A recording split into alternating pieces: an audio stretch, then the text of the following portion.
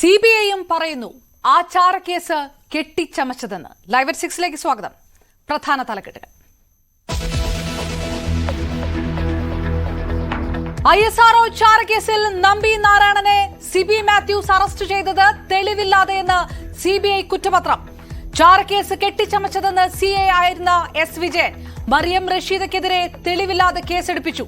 കസ്റ്റഡിയിൽ വെച്ച് പീഡിപ്പിച്ചെന്നും CBI. Side support ചെയ്തിട്ട് പറയാൻ ഞാൻ തയ്യാറില്ല. ഇപ്പം ഞാൻ പറയുന്ന ഏതെങ്കിലും ഒരു വാക്ക് ഒരാളിനെ സപ്പോർട്ട് ചെയ്യുമ്പോൾ ഞാൻ പറയുകയാണ് അത് ഇങ്ങനെ ചെയ്ത് കാണത്തില്ല, അങ്ങേർക്ക് അത് അബദ്ധം, അതുകൊണ്ടും അങ്ങനെയൊന്നും ഇല്ലല്ലോ, അതുകൊണ്ട് എനിക്ക് പറയാൻ പറ്റത്തില്ല. സത്യം പുറത്തു വന്നതിൽ സന്തോഷമെന്ന് നമ്പി നാരായണൻ.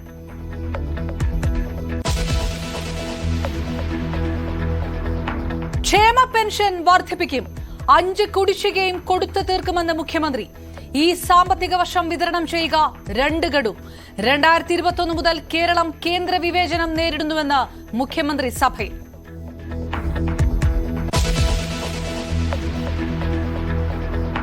നാല് പതിറ്റാണ്ടിനിടെ ഒരു ഇന്ത്യൻ പ്രധാനമന്ത്രി ഓസ്ട്രിയയിൽ. നരേന്ദ്രമോദിയെ വരവേറ്റത് വന്ദേ മാതരം ആലപിച്ച്. പ്രസിഡന്റുമായും ചാൻസലറുമായും മോദിയുടെ കൂടിക്കാഴ്ച. സർ, 19 വയസ്സുകാരിയായ ഒരു ദളിത് പെൺകുട്ടി നേരെ പോയി പോലീസ് സ്റ്റേഷനിൽ ചെന്ന് ഒരു പരാതി കൊടുത്തിട്ട് ആ പരാതിയെ കുറിച്ച് അന്വേഷിക്കാത്ത പോലീസ് സ്റ്റേഷൻ അടച്ചുപൂട്ടണം. സാർ, അടച്ചുപൂട്ടണം. എന്തിനാ പോലീസ് സ്റ്റേഷൻ? സ്ത്രീകൾക്കും കുട്ടികൾക്കുമെതിരായ അക്രമങ്ങൾ കൂടുന്നത് നിയമസഭയിൽ എണ്ണി പറഞ്ഞ പ്രതിപക്ഷം. ചേർത്തല പൂച്ചാക്കലിൽ ദളിത് യുവതിയെ മർദ്ദിക്കുന്ന ന്യൂസ് 18 പുറത്തുവിട്ട ദൃശ്യങ്ങളും സഭയിൽ ഉന്നയിച്ചു. പ്രതിപക്ഷം വിഷയം ഉന്നയിക്കുന്നതിന് തൊട്ടു മുൻപ് അറസ്റ്റ്. അതിൽ കേസ് എടുത്തു പോലീസ്. 2 പ്രതികളെ അറസ്റ്റ് ചെയ്തിട്ടുണ്ട്. ബഹുമാനിയായ പ്രമേയ അവതാരകയ്ക്ക് അന്വേഷിക്കാം. പ്രാദേശികമായി CPIM പാർട്ടി ഒരു കാരണവശാലും പ്രതികളെ പിന്തുണയ്ക്കുന്നില്ല. കാപ്പ കേസ് പ്രതിയെ മാലയിട്ട് സ്വീകരിച്ച മന്ത്രിയാണോ സ്ത്രീ സുരക്ഷയെക്കുറിച്ച് പ്രസംഗിക്കുന്നതെന്ന് ചോദിച്ച് പ്രതിപക്ഷം.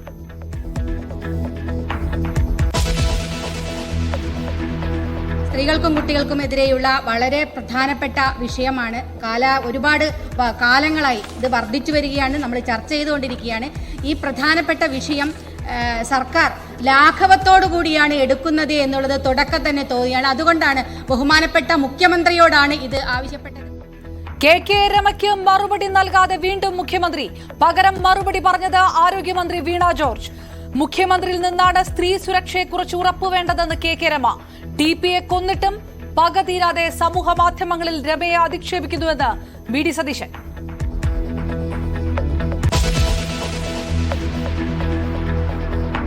CPM അംഗങ്ങൾ ക്ഷേത്രകാര്യങ്ങളിൽ സജീവമാകണമെന്ന് MV ഗോവിന്ദൻ.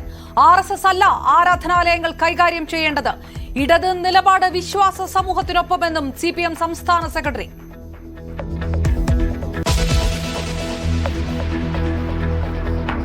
വിഴിഞ്ഞത്ത് കപ്പലിനായുള്ള കാത്തിരിപ്പ് 2 ദിവസം മാത്രം. സാൻ ഫെർണാണ്ടോ ഇന്ത്യൻ തീരത്തേക്ക് കപ്പൽ രാത്രിയോടെ നങ്കൂരമിടും. ബെർത്തിങ് നാളെ രാവിലെ.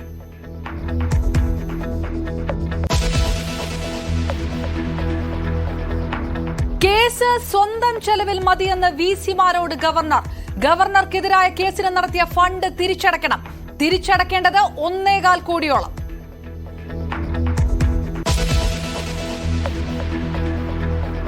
വിവാഹമോചിതയായ മുസ്ലിം സ്ത്രീക്ക് ജീവനാംശത്തിന് അർഹത. സുപ്രീം കോടതിയുടെ നിർണായക വിധി.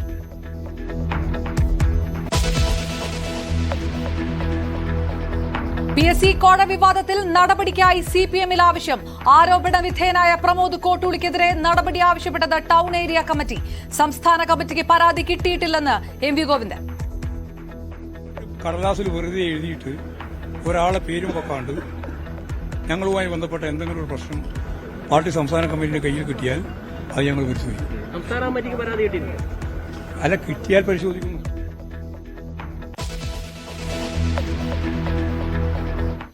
ISRO ചാരക്കേസ് കെട്ടിച്ചമച്ചതാണെന്ന് CBI കുറ്റപത്രം.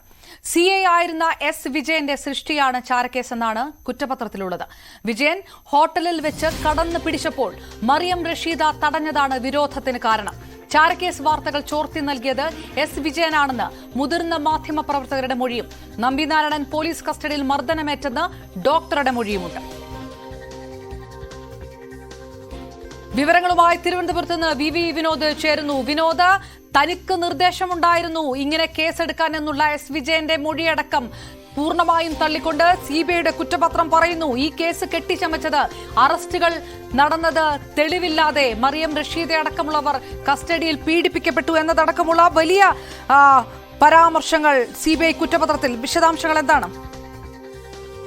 മുൻ SP S. വിജയൻ, മുൻ DGP സിബി മാത്യൂസ്, ഗുജറാത്ത് മുൻ DGP RV ശ്രീകുമാർ, മുൻ CI KK ജോഷുവ, മുൻ IB ഉദ്യോഗസ്ഥൻ ജയപ്രകാശ് എന്നിവരാണ് പ്രതികൾ.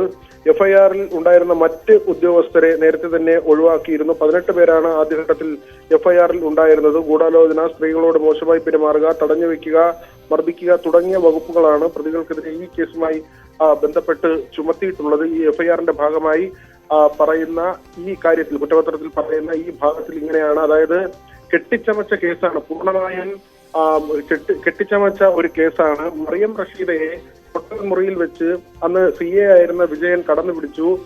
മറിയം റഷീദ എതിർത്തതാണ് ഇത്തരമൊരു കേസിന് തന്നെ അടിസ്ഥാനം. അപ്പോൾ അറസ്റ്റ് ഉണ്ടായിരുന്നെങ്കിലും, അങ്ങനെ ഒരു മറിയം റഷീദയുടെ ഉൾപ്പെടെ അറസ്റ്റുകൾ ഉണ്ടായെങ്കിലും പിന്നീടാണ് ഈ ചാരക്കേസ് ഇതിലേക്ക് കൊണ്ടുവരുന്നത്. അതിനുശേഷം മാധ്യമങ്ങൾക്ക് വാർത്ത ചോർത്തി നൽകിയിരുന്നു. നമ്പിനാരായണൻ ഉൾപ്പെടെ ഉള്ളവരെ ഇതിലേക്ക് കൊണ്ടുവരികയും അവരെ കൊടുക്കുകയും ചെയ്തു. മർദ്ദനമേറ്റു, പോലീസ് കസ്റ്റഡിയിൽ മർദ്ദനമേൽക്കുകയും അത് ഇനി തുടർന്നും മർദ്ദിച്ചാൽ നമ്പിനാരായണന്റെ ജീവൻ തന്നെ അപകടത്തിലാകുമെന്ന് അവിടെ ഉണ്ടായിരുന്ന പോലീസ് ഉദ്യോഗസ്ഥൻ മുതിർന്ന ഉദ്യോഗസ്ഥരോട് പറയുകയും ചെയ്തു. ഡോക്ടറിന്റെ മൊഴിയുണ്ട്. അന്ന് അവിടെ എത്തിയ ഡോക്ടർ CBI സംഘത്തിന് നൽകിയ മൊഴി, മൃതപ്രായനായ അവസ്ഥയിലാണ് നമ്പിനാരായണനെ അവിടെ കണ്ടത് എന്ന മൊഴി ഉൾപ്പെടെയുള്ള കാര്യങ്ങൾ ഈ കുറ്റപത്രത്തിന്റെ ഭാഗമായി ഉൾപ്പെടുത്തിയിട്ടുണ്ട്.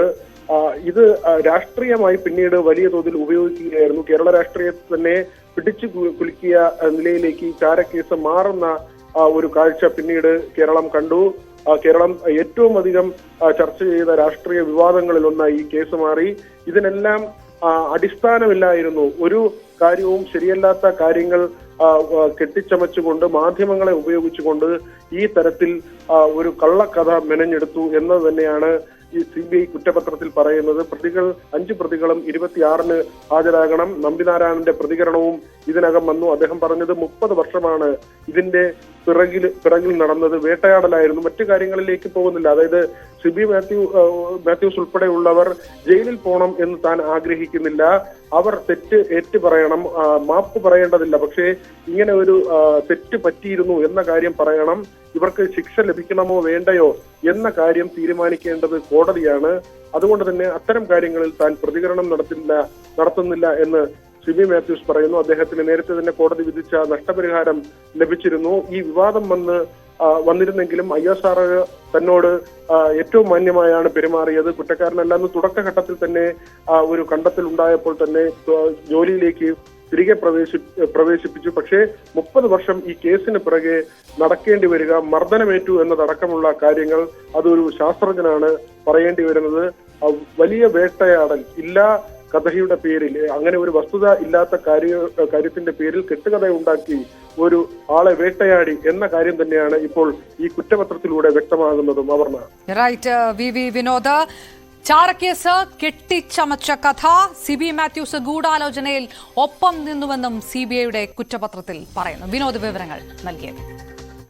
ISRO ഗൂഢാലോചന കേസിൽ പ്രതികൾ മാപ്പ് പറയണമെന്നില്ലെന്നും അബദ്ധം പറ്റിയെന്ന് സമ്മതിച്ചാൽ മതിയെന്നും നമ്പിനാരായണൻ പ്രതികരിച്ചു.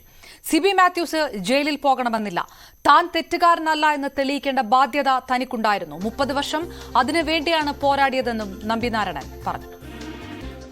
കേസ് തുടങ്ങിയത് 94-ലാണ്. 30 വർഷം കറക്റ്റായിട്ട്.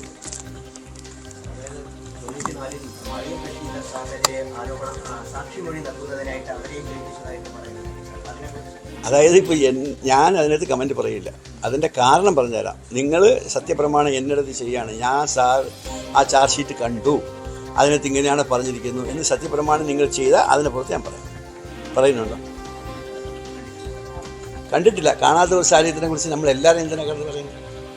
കാണാം, വെയിറ്റ് ചെയ്ത് ഒരു 2-3 ദിവസം വെയിറ്റ് ചെയ്താൽ മതി, അത് പുറത്ത് വരും. നാളെ മിക്കവാറും പത്രത്തിൽ കാണും എല്ലാം. നിങ്ങളുടെ ചീഫ് ആരെങ്കിലും അതിനകത്ത് വാങ്ങിച്ച് കാണും, മറ്റേ ചാർജ് ഷീറ്റ് വാങ്ങിച്ച് കാണും, ഷുവറായിട്ട് വാങ്ങിച്ച് കാണും. വാങ്ങിക്കാൻ അത് അവിടെ ഒരു it's not a secret, it's a public document. അതുകൊണ്ട് എല്ലാവർക്കും കിട്ടണമെന്നുള്ളതാണ് കാപ്പി. എനിക്കും കിട്ടണം, എനിക്ക് കിട്ടിയില്ല, അത് ഞാൻ ഇൻട്രസ്റ്റ് കാണിക്കാത്തതുകൊണ്ട്. ഇത് സത്യത്തിൽ നിങ്ങളുടെ ചോദ്യത്തിൻ്റെ ആൻസേഴ്സൊക്കെ CBIയുടെ ക്ലോഷർ റിപ്പോർട്ടിൽ തന്നെ ഉണ്ട്. ഇന്നത്തെ ഡോക്യുമെൻ്റ് അല്ല ഞാൻ പറയുന്നത്, 96 ഡോക്യുമെൻ്റ് പറയുന്നത്, 28 വർഷത്തിന് മുമ്പുള്ളതിലുണ്ട്. പക്ഷേ അത് കോടതിയിൽ ട്രയലിന് പോയില്ല. ട്രയലിന് പോയത് 98-ലെ സുപ്രീം കോടതിയിൽ പോയത്, 2018-ലെ സുപ്രീം കോടതിയിൽ പോയതുണ്ട്.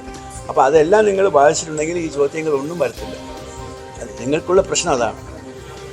ഇപ്പം ഇത് ട്രയൽ എങ്ങനെയാണ് വരുന്നുണ്ട് അത് നോക്കിയിട്ട് പറയാം. ഞാൻ എന്തെങ്കിലും പറഞ്ഞു പോയാൽ അത് ശരിയായിട്ട് വരത്തില്ല, അതുകൊണ്ടാണ് ഞാൻ പറയാത്തത്. നിങ്ങൾ തെറ്റിദ്ധരിക്കരുത്. ഏതെങ്കിലും കേസിലേക്ക് നിങ്ങൾക്ക് അറസ്റ്റ് ചെയ്തിട്ടുണ്ടോ? അറസ്റ്റ് ചെയ്തിട്ട് നിങ്ങളെ ഒന്ന് അവർ കൈകാര്യം ചെയ്യുന്ന രീതിയിൽ ചെയ്താൽ ഇതിൻ്റെ ചോദ്യം വരത്തില്ല. അത് പിടിച്ച് നിൽക്കാൻ കുറച്ച് ഉറപ്പുമാണ്, കുറച്ച് പാടാണ്.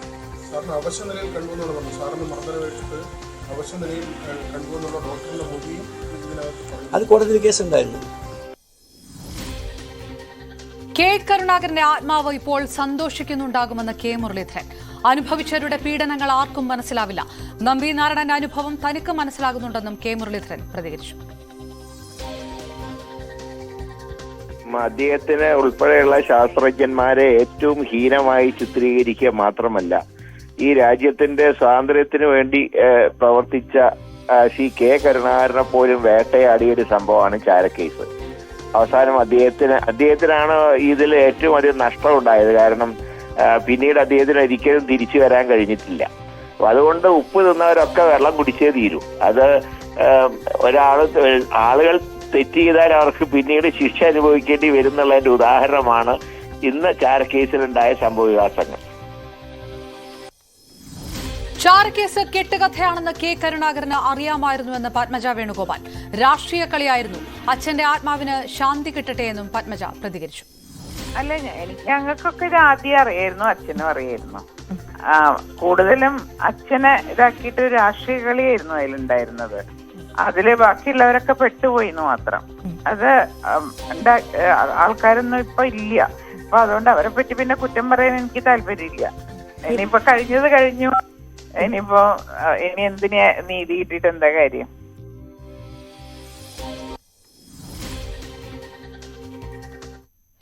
മറ്റു വാർത്തകളിലേക്ക്. ക്ഷേമ പെൻഷൻ ഉയർത്തുമെന്ന് മുഖ്യമന്ത്രി നിയമസഭയിൽ. ക്ഷേമ പെൻഷനിൽ കുടിശ്ശിക ഉണ്ടായത് സംസ്ഥാന സർക്കാർ നയങ്ങളുടെ ഭാഗമല്ല. കേന്ദ്രവിഹിതം കിട്ടാത്തതുമൂലം അതുകൂടി സംസ്ഥാനമാണ് വഹിക്കുന്നത്. ക്ഷേമ പെൻഷൻ 5 ഗഡു കുടിശ്ശികയുണ്ട്. സമയബന്ധിതമായി വിതരണം ചെയ്യും. നെല്ല് സംഭരണം, കാരുണ്യ ചികിത്സാ പദ്ധതി കുടിശ്ശികകളും ഉടൻ നൽകുമെന്ന് മുഖ്യമന്ത്രി പറഞ്ഞു. സർക്കാർ ജീവനക്കാരുടെയും പെൻഷൻകാരുടെയും 7 ഗഡു കുടിശ്ശികയും ഈ വർഷം നൽകും. ചട്ടം 300 അനുസരിച്ചായിരുന്നു മുഖ്യമന്ത്രിയുടെ പ്രസ്താവന. സാമൂഹ്യ സുരക്ഷാ പെൻഷൻ ലഭിച്ചിരുന്നവരുടെ ആകെ എണ്ണം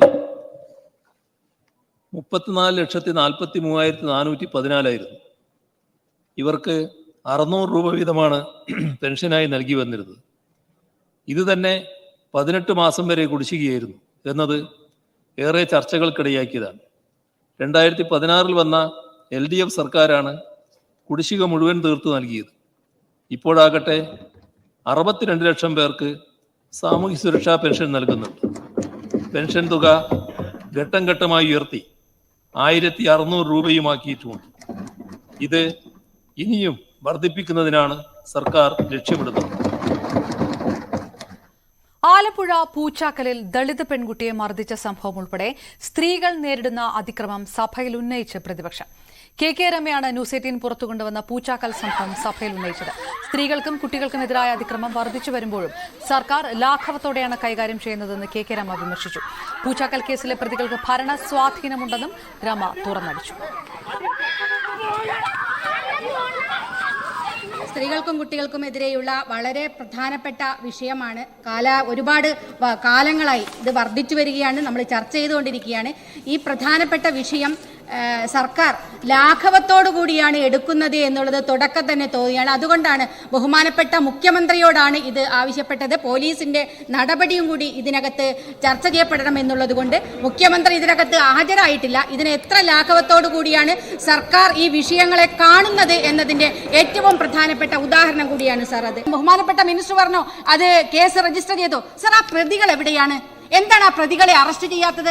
കാരണം ആ പ്രതികൾ CPM-കാരാണ് സാർ. CPM-ലെ പ്രവർത്തകരായ തൈക്കാട്ടുശ്ശേരിയിലെ CPM പ്രവർത്തകനായ ഷൈജു ആണ് ഈ കേസിലെ പ്രധാനപ്പെട്ട പ്രതി. അപ്പോൾ പാർട്ടിക്കാരാണെങ്കിൽ സംരക്ഷിക്കുകയും അവർക്ക് കുടപിടിക്കുകയും ചെയ്യുന്നു എന്നതാണ് നമുക്കിവിടെ കാണാൻ സാധിക്കുന്നത്. റൂൾ 50 പ്രകാരമുള്ള നോട്ടീസ് മുഖ്യമന്ത്രിക്കാണ് നൽകിയത്. എന്നാൽ സഭയുടെ ഓഫീസിലുണ്ടായിട്ടും മറുപടി പറയാൻ മുഖ്യമന്ത്രി തയ്യാറായില്ല. ഇതിൽ രമ അതൃപ്തി പ്രകടിപ്പിക്കുകയും ചെയ്തു. മുഖ്യമന്ത്രിക്ക് പകരം മന്ത്രി വീണ ജോർജാണ് മറുപടി നൽകിയത്. ഒരാളെയും സംരക്ഷിക്കില്ലെന്നും മുഖം നോക്കാതെ നടപടിയെടുക്കുമെന്നും വീണ ജോർജ് പറഞ്ഞു. ഇതിൽ സർക്കാരിന് ഒരു നിലപാടേ ഉള്ളൂ. അതേത് കേസാണെങ്കിലും ആ നിലപാട് സ്ത്രീകൾക്കും കുട്ടികൾക്കും എതിരെ അതിക്രമം നടത്തുന്ന ഒരാളെയും സംരക്ഷിക്കില്ല. മുഖം നോക്കാതെ നടപടിയെടുക്കും സർ. അതിൽ ഇവിടെ പരാമർശിച്ച കേസ്, ബഹുമാനിയായ അരൂരംഗത്തിന്റെ മണ്ഡലത്തിലുള്ള കേസ് സർ, അതിൽ സർക്കാർ നടപടി സ്വീകരിച്ചു. അതിൽ കേസ് എടുത്തു പോലീസ് 2 പ്രതികളെ അറസ്റ്റ് ചെയ്തിട്ടുണ്ട്. ബഹുമാനിയായ പ്രമേയ അവതാരകയ്ക്ക് അന്വേഷിക്കാം. പ്രാദേശികമായി CPIM പാർട്ടി ഒരു കാരണവശാലും പ്രതികളെ പിന്തുണയ്ക്കുന്നില്ല. അവിടെ നടപടി എടുക്കണമെന്ന നിലപാടാണ് സ്വീകരിക്കുന്നത്. പോലീസിന്റേതായിട്ടുള്ള നടപടികൾ സ്വീകരിച്ചതുകൊണ്ടാണ് 2 പ്രതികളെ അറസ്റ്റ് ചെയ്തത്. പരാതി നൽകിയിട്ടും ഒരന്വേഷണവും നടത്താത്ത പോലീസ് സ്റ്റേഷൻ അടച്ചുപൂട്ടണമെന്നും കാപ്പ കേസ് പ്രതിയെ മാലയിട്ട് സ്വീകരിച്ച മന്ത്രിയാണ് നിലപാട് പഠിപ്പിക്കാൻ വരുന്നതെന്നും പ്രതിപക്ഷ നേതാവ് VD സതീശൻ വിമർശിച്ചു. സർക്കാർ നിലപാടിൽ പ്രതിഷേധിച്ച് പ്രതിപക്ഷം സഭയിൽ നിന്ന് ഇറങ്ങിപ്പോയി. സർ, ആ പരാതി കൊടുത്തിട്ട് 48 മണിക്കൂറും ഒരു അന്വേഷണവും ആ പോലീസ് സ്റ്റേഷനിൽ നടക്കുന്നില്ല. സർ, 19 വയസ്സുകാരിയായ ഒരു ദളിത് പെൺകുട്ടി നേരെ പോയി പോലീസ് സ്റ്റേഷനിൽ ചെന്ന് ഒരു പരാതി കൊടുത്തിട്ട് ആ പരാതിയെക്കുറിച്ച് അന്വേഷിക്കാത്ത പോലീസ് സ്റ്റേഷൻ അടച്ചുപൂട്ടണം സാർ, അടച്ചുപൂട്ടണം. എന്തിനാ പോലീസ് സ്റ്റേഷൻ? ആരെ സംരക്ഷിക്കാനാണ് നിങ്ങളുടെ പോലീസ്? 19 വയസ്സുകാരിയായ പെൺകുട്ടി മകളെ പോലെ കാണണ്ടേ? അപ്പൊ തന്നെ പോണ്ടേ വണ്ടിയെടുത്ത് അന്വേഷിക്കാൻ? അത് പോലീസ് അന്വേഷിക്കാത്തതാണ് അവിടെ ആക്രമണം നടക്കാൻ കാര്യം. KK രമയെ പോലെ സമൂഹ മാധ്യമങ്ങളിൽ അധിക്ഷേപിക്കപ്പെട്ട വേറൊരു സ്ത്രീ ഉണ്ടോ എന്ന് പ്രതിപക്ഷ നേതാവ് VD സതീശൻ. TPയെ 51 വെട്ടുവെട്ടി കൊന്നിട്ടും വാശി തീരാതെ KK രമയെ സമൂഹ മാധ്യമങ്ങളിലൂടെ കൊന്നുകൊണ്ടിരിക്കുകയാണെന്നും അതാണോ നിലപാടെന്നും VD സതീശൻ ചോദിച്ചു. സാർ, ഈ വിഷയം അവതരിപ്പിച്ച KK രമയെ അധിക്ഷേപിച്ചതുപോലെ സോഷ്യൽ മീഡിയയിൽ അധിക്ഷേപിക്കപ്പെട്ട വേറെ ഏതെങ്കിലും സ്ത്രീ ഉണ്ടോ സാർ? സാർ, മന്ത്രി വായിച്ചു. രമയെ അധിക്ഷേപിച്ച് നിങ്ങളുടെ ഹാൻഡിലുകൾ ഇട്ട കാര്യങ്ങൾ എൻ്റെ കയ്യിലുണ്ട്. ഞാൻ വായിക്കില്ല സാർ, വായിക്കാൻ പറ്റില്ല, എനിക്ക് വായിക്കാൻ കഴിയാത്ത തരത്തിലാണ്. കാണിച്ചു തരാം ഈ MLA കുറിച്ച്. നിങ്ങൾ ആ മനുഷ്യനെ 51 വെട്ടുവെട്ടി ക്രൂരമായി കൊന്നിട്ടും നിങ്ങളുടെ വാശി തീരാതെ ഈ പെൺകുട്ടിയെ, ഈ സ്ത്രീയെ ഇപ്പോഴും സാമൂഹ്യ മാധ്യമങ്ങളിൽ കൊന്നുകൊണ്ടിരിക്കുകയാണ്. അത് നിങ്ങളുടെ നിലപാടാണോ? അത് നിങ്ങളുടെ നിലപാടാണോ? വ്യവസായ മന്ത്രി P രാജീവിനെതിരെ നിയമസഭയിൽ അഴിമതി ആരോപണം ഉന്നയിച്ച് പ്രതിപക്ഷം. 300 കോടി വില മതിക്കുന്ന കോഴിക്കോട്ടെ സ്റ്റീൽ കോംപ്ലക്സ് ഛത്തീസ്ഗഡിലെ കമ്പനിക്ക് 30 കോടി രൂപയ്ക്ക് കൈമാറിയെന്നും മന്ത്രി അറിയാതെ എങ്ങനെ തീരുമാനമെടുത്തുവെന്നും T സിദ്ദിഖാണ് ഉന്നയിച്ചത്. റിയൽ എസ്റ്റേറ്റിന് വേണ്ടിയുള്ള നീക്കമാണ് നടന്നതെന്നും എതിർപ്പുയർന്നതോടെ സർക്കാരിന് കോടതിയെ സമീപിക്കേണ്ടി വന്നതായും T സിദ്ദിഖ് ആരോപിച്ചു. സഭയിൽ ഇല്ലാതിരുന്ന മന്ത്രി ആരോപണങ്ങൾക്ക് നാളെ മറുപടി പറയും. സർ, സംസ്ഥാന സർക്കാരിന്റെ ഏറ്റവും പ്രധാനപ്പെട്ട പൊതുമേഖലാ സ്ഥാപനമാണ് നമ്മുടെ കോഴിക്കോട് ചെറുവണ്ണൂരിലെ സ്റ്റീൽ കോംപ്ലക്സ്. ആ സ്റ്റീൽ കോംപ്ലക്സ് ഇപ്പോൾ പ്രവർത്തിച്ചുകൊണ്ടിരിക്കുന്നത് സ്റ്റീൽ അതോറിറ്റി ഓഫ് ഇന്ത്യയും സ്റ്റീൽ കോംപ്ലക്സ് ലിമിറ്റഡും ഒരുമിച്ച് ചേർന്നുകൊണ്ടാണ്. സർ, നാഷണൽ ഹൈവേയുടെ തീരത്തുള്ളതായിരിക്കുന്ന ചേർന്നുകൊണ്ടുള്ള 30 ഏക്കർ ഭൂമിയിലാണ് ഇത് പ്രവർത്തിക്കുന്നത്. സർ, അതിന്റെ മതിപ്പ് വില 300 കോടിയിൽ പരം രൂപ വില വരും. സർ, ആ 300 കോടിയിൽ പരം രൂപ വില വരുന്ന ഈ സ്റ്റീൽ കോംപ്ലക്സിന്റെ ഈ സ്ഥാപനം ഛത്തീസ്ഗഡിലുള്ളതായ ഒരു Chhattisgarh outsourcing services private limited എന്ന് പറയുന്ന ഒരു സ്ഥാപനത്തിന് 30 കോടി രൂപ ചുളി വിലക്ക് കൈമാറിയിരിക്കുകയാണ്. അതീവ ഗൗരവതരമായ ഒരു സാഹചര്യമാണ്. ബഹുമാനപ്പെട്ട മന്ത്രി ഞാൻ പറയട്ടെ ബഹുമാനപ്പെട്ട നിങ്ങൾ ഇതിനെ പറ്റി അറിയാതെ സംസാരിക്കൽ. ബഹുമാനപ്പെട്ട മന്ത്രി ഇതുമായി ബന്ധപ്പെട്ടുകൊണ്ട് പറഞ്ഞത് സർക്കാർ ഈ കാര്യം അറിഞ്ഞില്ല എന്നുള്ളതാണ്. സാർ എന്റെ ഈ വിഷയം പറയാനുള്ള ഏറ്റവും പ്രധാനപ്പെട്ട കാരണം ബഹുമാനപ്പെട്ട മന്ത്രിയുടെ ബേസിക് ആയിട്ടുള്ള ഈ സ്റ്റേറ്റ്മെന്റ് ആണ്. സാർ ഞാൻ 1-2 കാര്യങ്ങൾ സൂചിപ്പിക്കാം. സാർ, വ്യവസായ വകുപ്പിലെ IAS ഉദ്യോഗസ്ഥയാണ് കമ്പനിയുടെ ചെയർമാൻ. ബഹുമാനപ്പെട്ട വ്യവസായ മന്ത്രിയുടെ കീഴിലുള്ള ഉദ്യോഗസ്ഥയാണ് ഇതിന്റെ ചെയർമാൻ. ഈ തീരുമാനമെടുക്കുന്നത് മന്ത്രി അറിയാതെയാണോ ഇത് സംഭവിച്ചത്? സർ, കമ്പനിയുടെ രജിസ്ട്രേഡ് ഓഫീസിൽ ചെയർമാന്റെ കീഴിൽ ഒരു MD ഉണ്ട്, അത് കേന്ദ്ര ഗവൺമെന്റ് ഉദ്യോഗസ്ഥനാണ്. ഇവർ രണ്ടുപേരും പ്രവർത്തിച്ചത് സർക്കാർ അറിയാതെയാണോ? സർ, 23/3/23 വ്യവസായ വകുപ്പിന്റെ കീഴിലുള്ള സ്ഥാപനം പാപ്പരായി പ്രഖ്യാപിക്കപ്പെട്ടത് ഈ സർക്കാർ അറിഞ്ഞിട്ടില്ലേ? സർ, NCLT-യുടെ പാപ്പരത്വ പരിഹാര പ്രക്രിയ ആരംഭിക്കാൻ ഉത്തരവിട്ടതും റെസല്യൂഷൻ പി രാജീവിനെതിരെയുള്ള അഴിമതി ആരോപണത്തിൽ മറുപടിയുമായി KN ബാലഗോപാൽ. അഴിമതി ആരോപണം അടിസ്ഥാനരഹിതമാണെന്നും വസ്തുതകളുമായി ബന്ധമില്ലെന്നും മന്ത്രി. നാഷണൽ ലോ കമ്പനി ട്രൈബ്യൂണലിൽ സർക്കാർ അറിയാതെയാണ് വിധി വന്നതെന്നും അതിനെതിരെ അപ്പീൽ പോയിട്ടുണ്ടെന്നും KN ബാലഗോപാൽ പറഞ്ഞു. മന്ത്രി ഇവിടെ ഇല്ല, നിങ്ങളൊന്നും ചെയ്യാൻ പറ്റില്ല. ഞാൻ സാമാന്യ മര്യാദയ്ക്ക് നാളെ മന്ത്രി ഉണ്ടാവും, അന്നേരം ഇതേ കാര്യം തന്നെ വേണമെങ്കിൽ ഉന്നയിക്കാമല്ലോ. ചേർത്ത് പറഞ്ഞതാണ്. ഇത്തരം കാര്യങ്ങളിലൊക്കെ സാമാന്യമായൊരു മര്യാദ എന്ന് പറയുന്നത് ആ മന്ത്രി ഇവിടെ ഉണ്ടാവും. അദ്ദേഹം ഇവിടെ നിന്ന് പോയിട്ടില്ല, അദ്ദേഹം ഒരു പരിപാടിക്ക് എറണാകുളത്ത് പിന്നെ CM അദ്ദേഹം പങ്കെടുക്കേണ്ട വൈകിട്ടുള്ളത് കൊണ്ട് പോയതാണ്.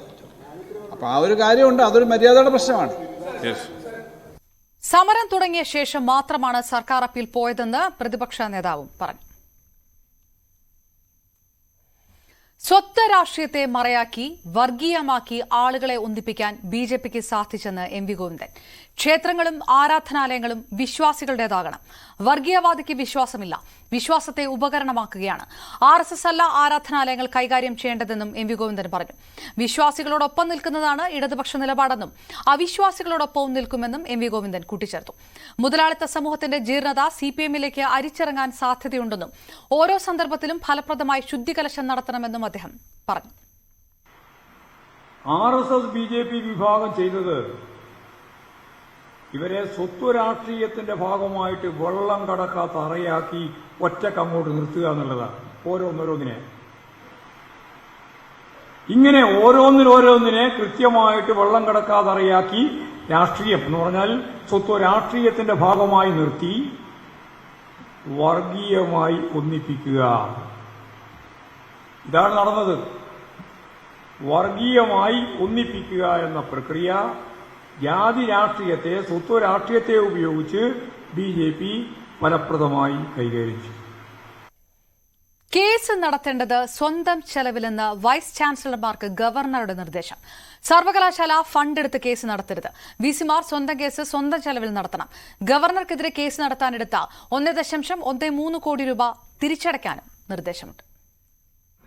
സുപ്രീം കോടതി വിധിയെ തുടർന്നായിരുന്നു വിവിധ സർവകലാശാലകളിലെ വൈസ് ചാൻസലർമാരുടെ നിയമനങ്ങൾ ചാൻസലർ കൂടിയായ ഗവർണർ റദ്ദാക്കിയത്. അതിനെതിരെയാണ് വൈസ് ചാൻസലർമാർ വിവിധ കോടതികളിൽ ഹർജി ഫയൽ ചെയ്തത്. അതിൽ ചിലർക്ക് അനുകൂല ഉത്തരവ് ലഭിക്കുകയും ചെയ്തു. പക്ഷേ ഇതിനായി 1,13,00,000 രൂപയാണ് വിവിധ VC-മാർ ചെലവിട്ടത്. അത് സർവകലാശാലയുടെ തനത് ഫണ്ടിൽ നിന്നാണ് തുക VC-മാർ ചെലവാക്കിയത്. അതിനെതിരെയാണ് ഗവർണർക്ക് പരാതി ലഭിച്ചത്. ആ പരാതിയുടെ അടിസ്ഥാനത്തിലാണ് ഗവർണർ ഇപ്പോൾ ഇടപെട്ടിരിക്കുന്നതും എത്രയും വേഗം ആ ചെലവാക്കിയ തുക 1,13,00,000 രൂപ ചെലവിട്ടത് നീതീകരിക്കാൻ കഴിയുന്നതല്ല, ജസ്റ്റിഫൈ ചെയ്യാൻ കഴിയുന്ന നടപടിയല്ല. ഇതിനെ ചെലവിട്ട തുക ഉടൻ തിരിച്ചടയ്ക്കണമെന്നാവശ്യപ്പെട്ടുകൊണ്ട് VC-മാർക്ക് ചാൻസലർ കൂടിയായ ഗവർണർ നിർദ്ദേശം നൽകിയത്. ഗവർണറുടെ ഉത്തരവിനെതിരെ ഹൈക്കോടതിയിലും സുപ്രീം കോടതിയിലും വരെ VC-മാർ കേസുമായി പോയിരുന്നു. ആ വിവരം ഈ VC-മാർ ചിലവാക്കിയ തുകയുടെ കണക്ക് കഴിഞ്ഞ ദിവസം നിയമസഭയിൽ ഉന്നത വിദ്യാഭ്യാസ മന്ത്രി R. ബിന്ദുവാണ് വെളിപ്പെടുത്തിയത്.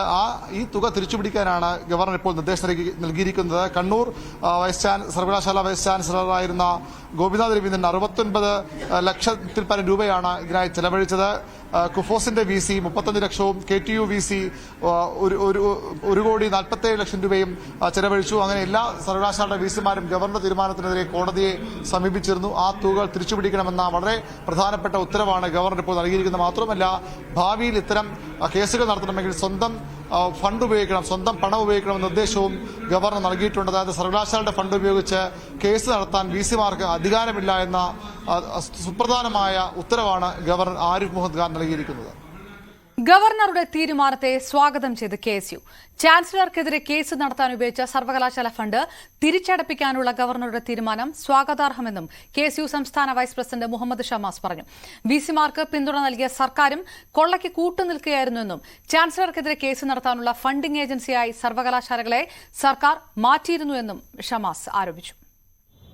കേരളത്തിലെ സർവകലാശാലകളിൽ കോടിക്കണക്കിന് രൂപയാണ് ചാൻസലർക്കെതിരെ കേസ് നടത്തുന്നതിനായി വിവിധ വൈസ് ചാൻസലർമാർ സർവകലാശാല ഫണ്ടിൽ നിന്ന് ചെലവഴിച്ചിട്ടുള്ളത്. വിദ്യാർത്ഥികൾ ഫീസ് ഇനത്തിൽ ഉൾപ്പെടെ നൽകിയിട്ടുള്ള പണത്തിൽ നിന്ന് ഇങ്ങനെ വഴിവിട്ട് പണം ചെലവഴിക്കുന്ന രീതി കെട്ടുകളിൽ പോലും ഇല്ലാത്തതായിരുന്നു. സർക്കാരിനെ സംബന്ധിച്ച് ചാൻസലർക്കെതിരെ കേസ് നടത്തുന്നതിനുള്ള ഒരു ഫണ്ടിംഗ് ഏജൻസി ആയിട്ടാണ് സർവകലാശാലകളെ കണ്ടിരുന്നത്. ആ തീരുമാനത്തിന് കൃത്യമായ മറുപടി നൽകിക്കൊണ്ട് കേസ് നടത്തിപ്പിന് ചെലവായ തുക തിരിച്ചു പിടിക്കാനുള്ള ചാൻസലർ എന്ന നിലയിലുള്ള ഗവർണറുടെ തീരുമാനത്തെ സ്വാഗതം ചെയ്യുന്നു. വഴിവിട്ട നിയമനങ്ങൾക്കും ഈ പറഞ്ഞ പാർട്ടി നിയമനങ്ങൾക്കും വേണ്ടി സർക്കാരും സർവകലാശാലകളും നടത്തുന്ന എല്ലാ തോന്നിവാസങ്ങൾക്കുമുള്ള ഒരു താക്കീത് കൂടിയായി ഈ നടപടിയെ നോക്കിക്കാണുകയാണ്. PSC കോഴ ആരോപണം കെട്ടിച്ചമച്ചതെന്ന് CPM സംസ്ഥാന സെക്രട്ടറി MV ഗോവിന്ദൻ. PSC അംഗമാകാൻ കോഴിക്കോട് ടൌൺ ഏരിയ കമ്മിറ്റി അംഗം കോഴ വാങ്ങിയെന്ന ആരോപണം രാഷ്ട്രീയ എതിരാളികളും മാധ്യമങ്ങളും ചേർന്ന് പടച്ചുണ്ടാക്കിയതാണെന്ന് അദ്ദേഹം പറഞ്ഞു. വിഷയത്തിൽ സംസ്ഥാന കമ്മിറ്റിക്ക് പരാതി ലഭിച്ചിട്ടില്ല. ജില്ലാ സെക്രട്ടറിക്ക് പരാതി ലഭിച്ചോ എന്ന് അറിയില്ല. പേര് വയ്ക്കാതെ ഒരു കടലാസിൽ ആര് പരാതി എഴുതി നൽകിയാലും പാർട്ടി പരിശോധിക്കും. തെറ്റായ പ്രവണത കണ്ടാൽ ശക്തമായ നടപടിയുണ്ടാകും. മുഹമ്മദ് റിയാസ് സംസ്ഥാന സെക്രട്ടറിയുടെ ഭാഗമാണെന്നും സംസ്ഥാന നേതൃത്വത്തിന് അദ്ദേഹം പരാതി നൽകേണ്ട കാര്യമില്ലെന്നും MV ഗോവിന്ദൻ പറഞ്ഞു. ഞങ്ങൾക്ക് സംഘടനാപരമായ നിലപാടുണ്ട്. തെറ്റായ ഒരു പ്രവണതയെയും സംസ്ഥാന കമ്മിറ്റിയോ ജില്ലാ കമ്മിറ്റിയോ ഏതെങ്കിലും കമ്മിറ്റിയോ അംഗീകരിക്കില്ല. അപ്പോൾ തെറ്റായ ഏത് നിലപാടിനെയും ഫലപ്രദമായി പാർട്ടി ശരിയായ നിലപാടിലൂടെ പ്രതിരോധിക്കും. ഒരു കടലാസിൽ വെറുതെ എഴുതിയിട്ട് ഒരാളെ പേരും വെക്കാണ്ട് ഞങ്ങളുമായി ബന്ധപ്പെട്ട എന്തെങ്കിലും ഒരു പ്രശ്നം പാർട്ടി സംസ്ഥാന കമ്മിറ്റിയുടെ കയ്യിൽ കിട്ടിയാൽ അത് ഞങ്ങൾ പരിശോധിക്കും. സംസ്ഥാന കമ്മിറ്റിക്ക് പരാതി കിട്ടിയിട്ടുണ്ട്. അല്ല, കിട്ടിയാൽ പരിശോധിക്കുന്നു. മന്ത്രി മുഹമ്മദ് റിയാസ് ഒരു പരാതി നൽകിയിട്ടുണ്ടോ പാർട്ടി? ഇല്ല, ഞങ്ങൾ ഒരു പരാതി തന്നില്ല. നമുക്ക് വരുന്നതായിട്ട് എടോ, ഞങ്ങൾ പാർട്ടി സെൻട്രൽ സംസ്ഥാന സെക്രട്ടേറിയറ്റ് എന്ന് പറഞ്ഞാൽ നമ്മുടെ ഇവരെല്ലാം കൂടി ചേർന്നല്ലേ, റിയാസ് ഉൾപ്പെടെ. പിന്നെ എന്ത് പരാതി വേറെ എഴുതേണ്ട കാര്യമുള്ളത്? ഞങ്ങൾ ഇതെല്ലാം പരിശോധിക്കും. ഇല്ല, ഞങ്ങളുടെ മുമ്പിൽ അങ്ങനെ ഒരു പരാതി കിട്ടിയില്ല. അതുകൊണ്ട് പ്രത്യേകിച്ച് അന്വേഷണത്തിന്റെ ആവശ്യം. അതേസമയം പാർട്ടി ജില്ലാ നേതൃത്വത്തിന് പരാതി ലഭിച്ചിട്ടില്ലെന്ന് CPM കോഴിക്കോട് ജില്ലാ സെക്രട്ടറി P മോഹനൻ ആവർത്തിച്ചു. ഇല്ല, എനിക്ക് കിട്ടിയിട്ടില്ലെന്ന് ഞാൻ ഇന്നലെ പറഞ്ഞില്ലേ. ഒരറിവുമില്ല എന്ന് പറഞ്ഞാല് എല്ലാം ഇതിൽ അടങ്ങിയില്ലേ. ആ കൂട്ടത്തിൽ ഞാൻ പറഞ്ഞിട്ടുമുണ്ട്. ഇനി തെറ്റായ ഏതെങ്കിലും പ്രവണത നിങ്ങളുടെ ശ്രദ്ധയിലുണ്ടോ? ഞങ്ങൾക്ക് രേഖാമൂലം തന്നാൽ നമ്മൾ പരിശോധിച്ച് കർശന നിലപാടെടുക്കും. മോഹൻ മാഷ്, അങ്ങനെ മാധ്യമങ്ങൾ പരാതി തന്നിട്ട് പാർട്ടി തീരുമാനം എടുക്കും. മാധ്യമങ്ങൾ എടുക്കേണ്ട ആരെങ്കിലും തരി. അല്ല, ആരെങ്കിലും പറഞ്ഞ കമ്മീഷണർക്ക് ഒരു പരാതി പോയിട്ടുണ്ടല്ലോ. സിറ്റി പോലീസ് കമ്മീഷണർക്ക് ഒരു പരാതി ഞങ്ങളാ നോക്കണ്ടേ. എന്തായാലും പാർട്ടി പാർട്ടിക്കെതിരെയല്ലേ പരാതി? അതല്ലേ ഞാനും പറഞ്ഞത്. പരിശോധിക്കും. നമ്മളെ മുമ്പിൽ വന്ന് പരിശോധിക്കും. MS അനീഷ് കുമാർ ചേരുന്നു. അനീഷ്, പരാതി കിട്ടിയിട്ടില്ല എന്ന് ജില്ലാ നേതൃത്വം വീണ്ടും ആവർത്തിക്കുന്ന ഒരു സാഹചര്യത്തിൽ ആ വിവാദങ്ങൾ തന്നെ ഏതാണ്ട് ഒത്തുതീർപ്പാക്കുന്ന രീതിയിലേക്ക് കാര്യങ്ങൾ പോകുന്നു. ആ നടപടിയിലേക്കാണ് പാർട്ടി കടക്കുന്നത് എന്നുള്ളൊരു സൂചനയാണോ മനസ്സിലാക്കേണ്ടത്?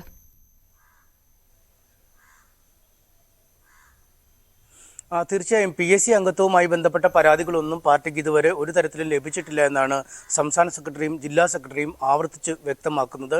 എന്നാൽ പാർട്ടിക്കുള്ളിൽ മോശമായ പ്രവണതയുണ്ടെങ്കിൽ അതത് ഘടകങ്ങൾ അത് പരിശോധിക്കുമെന്ന് പറയുന്നു. ഒപ്പം ജില്ലാ സെക്രട്ടറിയും ഇക്കാര്യം തന്നെ പറയുന്നു. തെറ്റായ പ്രവണത കണ്ടാൽ ശക്തമായ നടപടി പാർട്ടി സ്വീകരിക്കുമെന്ന് പറയുന്നു. ഒരു കടലാസിൽ എഴുതി തന്നാൽ പോലും, മാധ്യമപ്രവർത്തകർ തന്നാൽ പോലും അക്കാര്യം പരിഗണിക്കുമെന്നാണ് രണ്ട് സെക്രട്ടറിമാരും പറയുകയും ചെയ്യുന്നത്. പക്ഷേ ഇതിനപ്പുറം ചില നടപടികളിലേക്ക് പാർട്ടി ഒരുങ്ങുന്നു. പ്രമോദ് കൊട്ടൂളിക്കെതിരെ എന്ന് തന്നെയാണ് നമുക്ക് വിശ്വസനീയമായ കേന്ദ്രങ്ങളിൽ നിന്നും, പാർട്ടി കേന്ദ്രങ്ങളിൽ നിന്നും ലഭിക്കുന്ന വിവരം. ഈ PSC അംഗത്വമല്ല, മറിച്ച് ചില PSC നിയമനങ്ങളുമായി ബന്ധപ്പെട്ട ഇടപെടലുകൾ നടത്താൻ പണം വാങ്ങി എന്ന് തന്നെയുള്ള വിവരമാണ് പാർട്ടിക്ക് ലഭിച്ചിരിക്കുന്നത്. ഇതിന്റെ അടിസ്ഥാനത്തിൽ ഇന്നലെ ചേർന്ന ഏരിയ കമ്മിറ്റി യോഗത്തിൽ ഇതുമായി ബന്ധപ്പെട്ട ചില ചർച്ചകൾ ഉയർന്നു വന്നുവെങ്കിലും പിന്നീട് ഈ വിഷയം വിശദമായി തന്നെ പരിശോധിക്കാം എന്നാണ് ജില്ലാ സെക്രട്ടറി അറിയിച്ചത്. 13-ാം തീയതി ഇതുമായി ബന്ധപ്പെട്ട ജില്ലാ കമ്മിറ്റി വിളിച്ചു ചേർത്തിട്ടുണ്ട്. ആ ജില്ലാ കമ്മിറ്റി യോഗത്തിൽ വളരെ വിശദമായ ചർച്ച ഇതുമായി ബന്ധപ്പെട്ട് ഉണ്ടാകും എന്ന് തന്നെയാണ് നമുക്ക് പാർട്ടിയിൽ നിന്ന് അറിയുകയും ചെയ്യുന്നത്. അങ്ങനെയെങ്കിൽ ആ ജില്ലാ കമ്മിറ്റി യോഗത്തിലാവും ഈ ചർച്ച ചെയ്യുകയും ഒപ്പം എന്തെങ്കിലും നടപടികൾ ഉണ്ടെങ്കിൽ അക്കാര്യത്തിലും തീരുമാനമാവുകയും ചെയ്യുക. നിലവിൽ ഈ പണം വാങ്ങിയത് മടക്കി നൽകിയിട്ടുണ്ട് എന്നാണ് മനസ്സിലാക്കാൻ കഴിയുന്നത്. ഒപ്പം പരാതിയുമായി മുന്നോട്ട് പോകാൻ ഈ കുടുംബത്തിന് താല്പര്യമില്ല. പാർട്ടിയോട് ഏറെ അടുത്ത് പ്രവർത്തിക്കുന്ന ഒരു കുടുംബം കൂടിയാണ്. ഒപ്പം ഈ പരാതി പുറത്തു വന്നാൽ ഈ പരാതിക്കാരിയാവും ആദ്യ പ്രതിയായി ഈ അഴിമതി നിരോധന നിയമപ്രകാരം വരികയും ചെയ്യുക. ഇത്തരമൊരു സാഹചര്യം ഉള്ളതുകൊണ്ട് തന്നെ പരാതിക്കാരി ഒരിക്കലും പുറത്തു വരില്ല എന്ന് പ്രമോദ് കൊട്ടൂളിക്ക് ഉറപ്പ് ആണ് താനും. പക്ഷേ പാർട്ടി അതിനെ നിസ്സാരമായി കാണാൻ തയ്യാറല്ല എന്നാണ് പാർട്ടിയിൽ നിന്നും നമുക്ക് മനസ്സിലാക്കാൻ സാധിക്കുന്നത്. അതുകൊണ്ട് തന്നെ വളരെ വിശദമായ ചർച്ച ചെയ്ത ശേഷം പ്രമോദിനെതിരെ നടപടി ഉണ്ടാകും എന്ന് തന്നെയാണ് നമുക്ക് ഏറ്റവും ഒടുവിൽ ലഭിക്കുന്ന വിവരവും. MS അനീഷ് കുമാർ വിവരം നൽകിയത്. ചരിത്രവിധിയുമായി സുപ്രീംകോടതി. ബന്ധം വേർപിരിഞ്ഞ മുസ്ലിം സ്ത്രീകൾക്ക് ജീവനാംശത്തിന് അർഹതയുണ്ടെന്ന് സുപ്രീംകോടതി. സെക്ഷൻ 125 പ്രകാരം മുസ്ലിം സ്ത്രീകൾക്ക് ജീവനാംശം അവകാശപ്പെടാം. ഐഷത്തുൽ ഷംന വിവരങ്ങളുമായി ചേരുന്നു. ഷംന, സെക്ഷൻ 125 ഇനി ഏത് മതം എന്നുള്ള വേർതിരിവ് വേണ്ട, എല്ലാ സ്ത്രീകൾക്കും ഒരുപോലെയാണ് എന്ന് സുപ്രീം കോടതി പറയുമ്പോൾ അത് തീർച്ചയായിട്ടും വലിയ നിർണായകമായിട്ടുള്ള ഒരു നാഴികക്കല്ല് കൂടിയായി മാറുന്നു. എന്തെല്ലാം വിലയിരുത്തലുകൾ, എന്തെല്ലാം വിമർശനങ്ങൾ കൂടി സാമൂഹ്യ വ്യവസ്ഥിതിയെ സംബന്ധിച്ചെടുത്ത് കോടതി നടത്തുകയുണ്ടായി. തീർച്ചയായും അപർണ, ചരിത്രപരമായ ഒരു വിധി തന്നെയാണ് സുപ്രീം കോടതിയിൽ നിന്നും വന്നിരിക്കുന്നത്. ഇത് മതപരമായ അതിർവരമ്പുകൾക്ക് അതീതമാണ് ഒരു സ്ത്രീയുടെ സാമ്പത്തിക സുരക്ഷിതത്വം എന്നതാണ് കോടതി നിരീക്ഷിച്ചത്. എന്തായാലും ജസ്റ്റിസുമാരായ PV നാഗരത്ന, അഗസ്റ്റിൻ ജോർജ് മസീഹ് തുടങ്ങിയവരുടെ ബെഞ്ചാണ് ഇന്ന് ഈ ഉത്തരവിറക്കിയത്.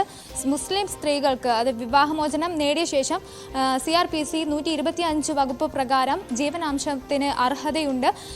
10,000 രൂപ മുൻ ഭാര്യയ്ക്ക് ജീവനാംശം നൽകണമെന്ന തെലങ്കാന ഹൈക്കോടതിയുടെ വിധിക്കെതിരെ ഒരു മുസ്ലിം യുവാവ് സുപ്രീം കോടതിയെ സമീപിച്ചിരുന്നു. ഈ ഹർജിയിലാണ് ഇന്ന് സുപ്രീം കോടതി വിധി പറഞ്ഞത്. എന്തായാലും ഈ 125 വകുപ്പ് പ്രകാരം കാലതാമസം വരികയാണെങ്കിൽ, ഈ നടപടി എടുക്കാൻ കാലതാമസം എന്തെങ്കിലും വരികയാണെങ്കിൽ 2019 മുസ്ലിം സ്ത്രീകളുടെ അവകാശത്തിന് മേലുള്ള ആ ഒരു നിയമം പ്രകാരം കോടതിയെ സമീപിക്കാം എന്നുകൂടി കോടതി വ്യക്തമാക്കുന്നുണ്ട്. എന്തായാലും ഈ മതപരമായ എല്ലാ അതിർവരമ്പുകൾക്കും അതീതമാണ് ഒരു സ്ത്രീയുടെ അവകാശം. ഈ ജീവനാംശം എന്നുള്ളത് ഒരു ഔദാര്യമല്ല, സ്ത്രീയുടെ അടിസ്ഥാനപരമായ അവകാശമാണെന്ന് കൂടി സുപ്രീം കോടതി വിലയിരുത്തുന്നുണ്ട്.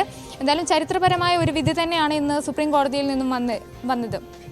ഷംന, അതോടൊപ്പം തന്നെ കോടതി നടത്തിയ മറ്റ് പരാമർശങ്ങൾ എന്താണ്? ഈ കൊടുത്ത ഹർജി പരിപൂർണമായിട്ടും തള്ളുമ്പോൾ ഇന്ത്യൻ വ്യവസ്ഥിതിയിൽ ഏത് തരത്തിലാണ് വിവാഹിതയായ സ്ത്രീ ഭർത്താവിനെ ആശ്രയിച്ചിരിക്കുന്നത് എന്ന് മനസ്സിലാക്കേണ്ട ബാധ്യതയെക്കുറിച്ചടക്കം കോടതി പറയുകയുണ്ടായല്ലോ. ഏത് തരത്തിലുള്ള വിമർശനങ്ങളൊക്കെ നടത്തി ഈ ഹർജി തള്ളിക്കൊണ്ട്?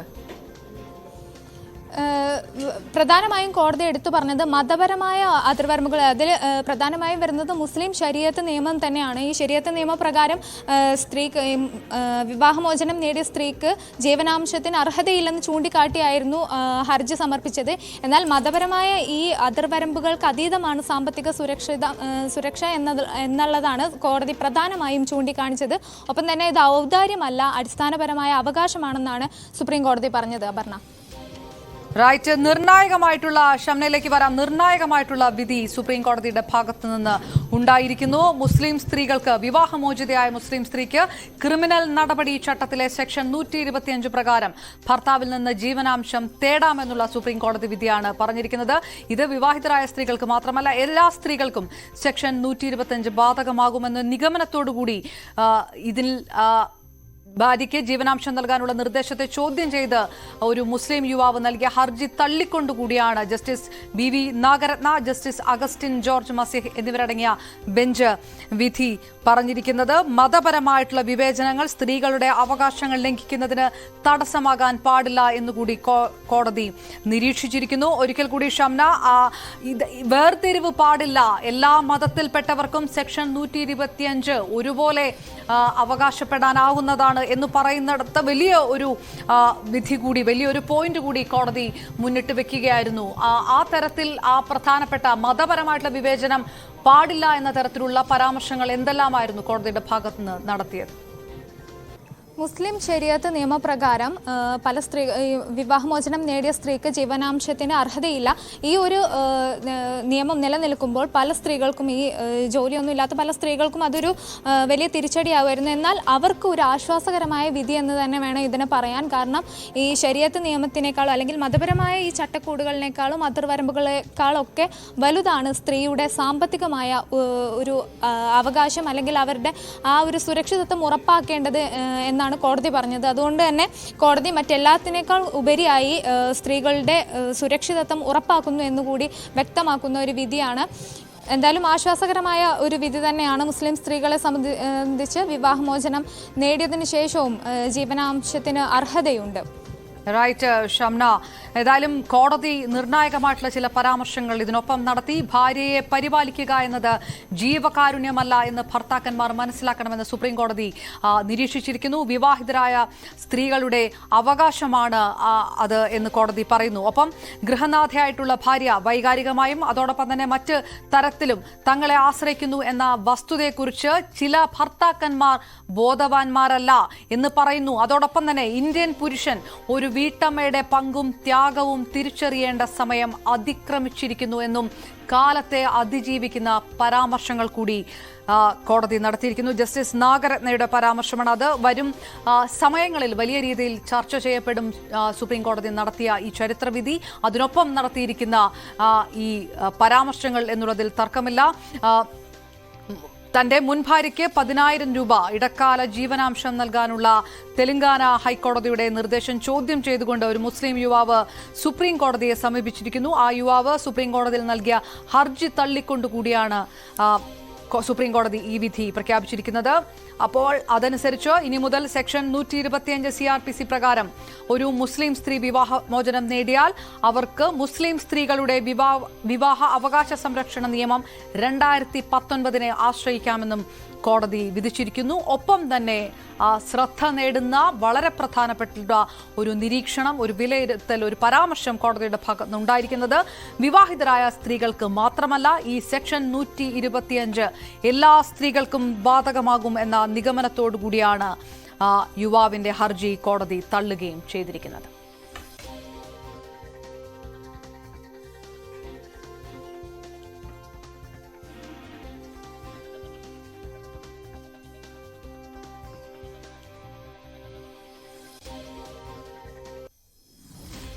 ഷംന വീണ്ടും നമുക്കൊപ്പം ചേരുന്നു. ഷംന, ഒരിക്കൽ കൂടി ആ വിധിയുടെ വിശദാംശങ്ങൾ, ഏത് തരത്തിലായിരിക്കും ഈ വിധി ചർച്ച ചെയ്യപ്പെടുക എന്നുള്ളത് ഉറ്റുനോക്കുന്ന ഒരു കാര്യമാണ്. ആ തരത്തിലുള്ള പരാമർശങ്ങൾ വനിതാ പ്രവർത്തകരുടെ ഭാഗത്തു നിന്ന്, മുസ്ലിം സ്ത്രീ സംഘടനകളുടെ ഭാഗത്തു നിന്നൊക്കെ വന്നു കഴിഞ്ഞിട്ടുണ്ടോ? അങ്ങനെ ഏതെങ്കിലും പ്രതികരണങ്ങൾ വന്നു തുടങ്ങിയോ ഇപ്പോൾ? അപർണ, നിലവിൽ പ്രതികരണങ്ങളൊക്കെ വന്നുകൊണ്ടേ ഇരിക്കുന്നതേ ഉള്ളൂ. അങ്ങനെ പ്രത്യക്ഷത്തിൽ അങ്ങനെ ഒന്നും നമുക്ക് ലഭിച്ചിട്ടില്ല. എന്തായാലും വരും മണിക്കൂറുകളിൽ ഇത് സംബന്ധിച്ച പ്രതികരണങ്ങൾ ലഭ്യമാകുമെന്നാണ് പ്രതീക്ഷിക്കുന്നത്. കാരണം എല്ലാ സ്ത്രീകൾക്കും വേണ്ടിയുള്ള ഒരു വിധിയായിരുന്നു ഇന്ന് സുപ്രീം കോടതിയുടെ ഭാഗത്തു നിന്ന് വന്നത് എന്ന് മനസ്സിലാക്കണം. മുസ്ലിം സ്ത്രീകളുടെ വിധിയിലാണ്, മുസ്ലിം സ്ത്രീകൾക്ക് വേണ്ടിയാണ് പറഞ്ഞതെങ്കിൽ പോലും അതിൻ്റെ ഒപ്പം തന്നെ എല്ലാ സ്ത്രീകളും, വിവാഹിതരല്ലാത്ത സ്ത്രീകൾക്ക് വേണ്ടി കൂടി സുപ്രീം കോടതി വിധിയിൽ പറയുന്നുണ്ട്. അതുകൊണ്ട് തന്നെ സ്ത്രീകളുടെ ഭാഗത്തു നിന്ന്, സംഘടനകളുടെ ഭാഗത്തു നിന്നൊക്കെ പ്രതികരണങ്ങൾ വരുമെന്ന് നമുക്ക് പ്രതീക്ഷിക്കാം. ഷംന വിവരങ്ങൾ നൽകിയത്. ഏറെ പ്രധാനപ്പെട്ട ഒരു വിധിയാണ് ഇപ്പോൾ വന്നിരിക്കുന്നത്. അത് ക്രിമിനൽ നടപടി ചട്ടത്തിലെ സെക്ഷൻ 125 എല്ലാ മതക്കാർക്കും അത് ബാധകമാകുന്നു, എല്ലാ സ്ത്രീകൾക്കും അത് ബാധകമാകുന്നു. അതനുസരിച്ച് വിവാഹമോചിതയായ മുസ്ലിം സ്ത്രീക്ക് ക്രിമിനൽ നടപടി ചട്ടത്തിലെ സെക്ഷൻ 125 പ്രകാരം ഭർത്താവിൽ നിന്ന് ജീവനാംശം തേടാം എന്നുള്ള വിധിയാണ് സുപ്രീം കോടതിയുടെ ഭാഗത്തു നിന്ന് വന്നിരിക്കുന്നത്. ഭാര്യയ്ക്ക് ജീവനാംശം നൽകാനുള്ള നിർദ്ദേശം ചോദ്യം ചെയ്തുകൊണ്ടുള്ള ഒരു മുസ്ലിം യുവാവിന്റെ ഹർജി തള്ളുക കൂടി ചെയ്തുകൊണ്ടാണ് ജസ്റ്റിസ് ബി വി നാഗരത്നയും ജസ്റ്റിസ് അഗസ്റ്റിൻ ജോർജ് മസീഹ് എന്നിവരടങ്ങിയ ബെഞ്ച് വിധി പറഞ്ഞിരിക്കുന്നത്. വരും മണിക്കൂറുകളിൽ, വരും ദിവസങ്ങളിൽ കൂടുതൽ ചർച്ച ചെയ്യപ്പെടും ഈ വിധി എന്ന കാര്യത്തിൽ തർക്കമില്ല. കാരണം മതപരമായിട്ടുള്ള വിവേചനം സ്ത്രീകളുടെ അവകാശങ്ങൾ സ്വന്തമാക്കുന്നതിൽ തടസ്സമാകാൻ പാടില്ല എന്നൊരു നിരീക്ഷണം കോടതിയുടെ ഭാഗത്ത് നടത്തിയിരിക്കുന്നു.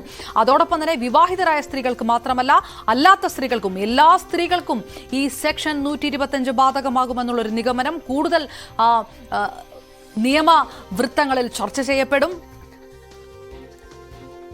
അഭിഭാഷകനും കൂടിയായിട്ടുള്ള സാമൂഹ്യ പ്രവർത്തനമായിട്ടുള്ള ശ്രീ ഷുക്കൂർ വക്കീൽ നമുക്കൊപ്പം ചേരുന്നു. ഷുക്കൂർ വക്കീൽ, വളരെ പ്രധാനപ്പെട്ട ഒരു വിധി. ഈ വിധി മുസ്ലിം സ്ത്രീകൾക്ക് അനുകൂലമായിട്ടുള്ള വിധി എന്നതിനപ്പുറത്തേക്ക് ഒരു തരത്തിലുള്ള മതപരമായിട്ടുള്ള വിവേചനവും പാടില്ല, സെക്ഷൻ 125 മുന്നോട്ടു പോകുന്നതിൽ എന്നുകൂടി പറഞ്ഞിരിക്കുന്നു. എത്രത്തോളം ചർച്ച ചെയ്യപ്പെടാനുള്ളൊരു വിധിയാണ്? അതിന്റെ പരാമർശങ്ങളൊക്കെ ശ്രദ്ധയിൽപ്പെട്ടിരുന്നോ? അതെ, തീർച്ചയായും 83-ല് നമ്മുടെ ഷബാനുദ്ദീൻ കേസിൽ സുപ്രീം കോടതി ഇതേ സ്റ്റാൻഡായിരുന്നു എടുത്തിരുന്നത്. അത് മറികടക്കാനാണ് 86-ല് രാജീവ് ഗാന്ധി പ്രധാനമന്ത്രിയായ സമയത്ത് മുസ്ലിം വിവാഹ മോചിത സംരക്ഷണ നിയമം ഉണ്ടാക്കിയത്. അന്ന് ഇന്ത്യയിലെ വലിയ വിഭാഗം മുസ്ലിം സമൂഹം ആ വിധിക്കെതിരെ ശക്തമായ നിലപാടെടുത്തിരുന്നു. പക്ഷെ ഇന്ന് ഈ സുപ്രീം കോടതിയുടെ ഈ വിധി വന്നിട്ടും അത് ശക്തമായി എതിർപ്പില്ല എന്നതിന്റെ അർത്ഥം സമൂഹം 83-ൽ നിന്നും 2024 ആകുമ്പോഴത്തേക്ക് ഇന്ത്യയിലെ മുസ്ലിം സമുദായം വലിയ തോതിൽ വളർന്നു എന്നുള്ളതാണ്. പൊതു സെക്യുലർ നിയമത്തെ ഉൾക്കൊള്ളുന്ന ഒരു സമൂഹമായി മാറാൻ കഴിഞ്ഞു എന്നുള്ളൊരു പോസിറ്റീവ് തിങ്കിങ് ഉണ്ട് എന്നാണ് എനിക്ക് തോന്നുന്നത്. അല്ലെങ്കിൽ അന്നത്തെ വിധിന്യായം ഉണ്ടാക്കിയ കോളിളക്കം ഇന്ത്യയിലെ എല്ലാ നഗരങ്ങളിലും വലിയ തോതിൽ മുസ്ലിങ്ങളെ കേന്ദ്രീകരിച്ച് പ്രകടനം നടത്തി ശരീരത്ത് അപകടത്തിലാണെന്നുള്ള രീതിയിൽ വ്യാഖ്യാനം ഉണ്ടാക്കി. അന്ന് 8ാം ക്ലാസ് പഠിക്കുന്ന വിദ്യാർത്ഥിയാണ്. എങ്കിൽ പോലും ചരിത്രത്തിൽ നമ്മൾ പരിശോധിക്കുന്ന സമയത്ത് വലിയ പ്രശ്നങ്ങൾ ഉണ്ടായിരുന്ന ഒരു ഘട്ടമായിരുന്നു. പക്ഷെ ഇന്ന് ഈ വിധിന്യായം വന്നിട്ട് ശക്തമായ എതിർപ്പ് മുസ്ലിം സമുദായത്തിന്റെ ക്ലർജി, മതവിഭാഗ നേതാക്കളുടെ ഒരു എതിർപ്പും കാണുന്നില്ല. അതിന്റെ അർത്ഥം ഇന്ത്യയിലെ സെക്യുലർ നിയമത്തെ മുസ്ലിം സമുദായം ഉൾക്കൊള്ളുന്നു എന്നാണ്. മുസ്ലിം സമുദായം അത് ഉൾക്കൊള്ളാൻ മാത്രം പ്രാപ്തമായി എന്നുള്ളതാണ് വളരെ പോസിറ്റീവായി എനിക്ക് തോന്നുന്നു.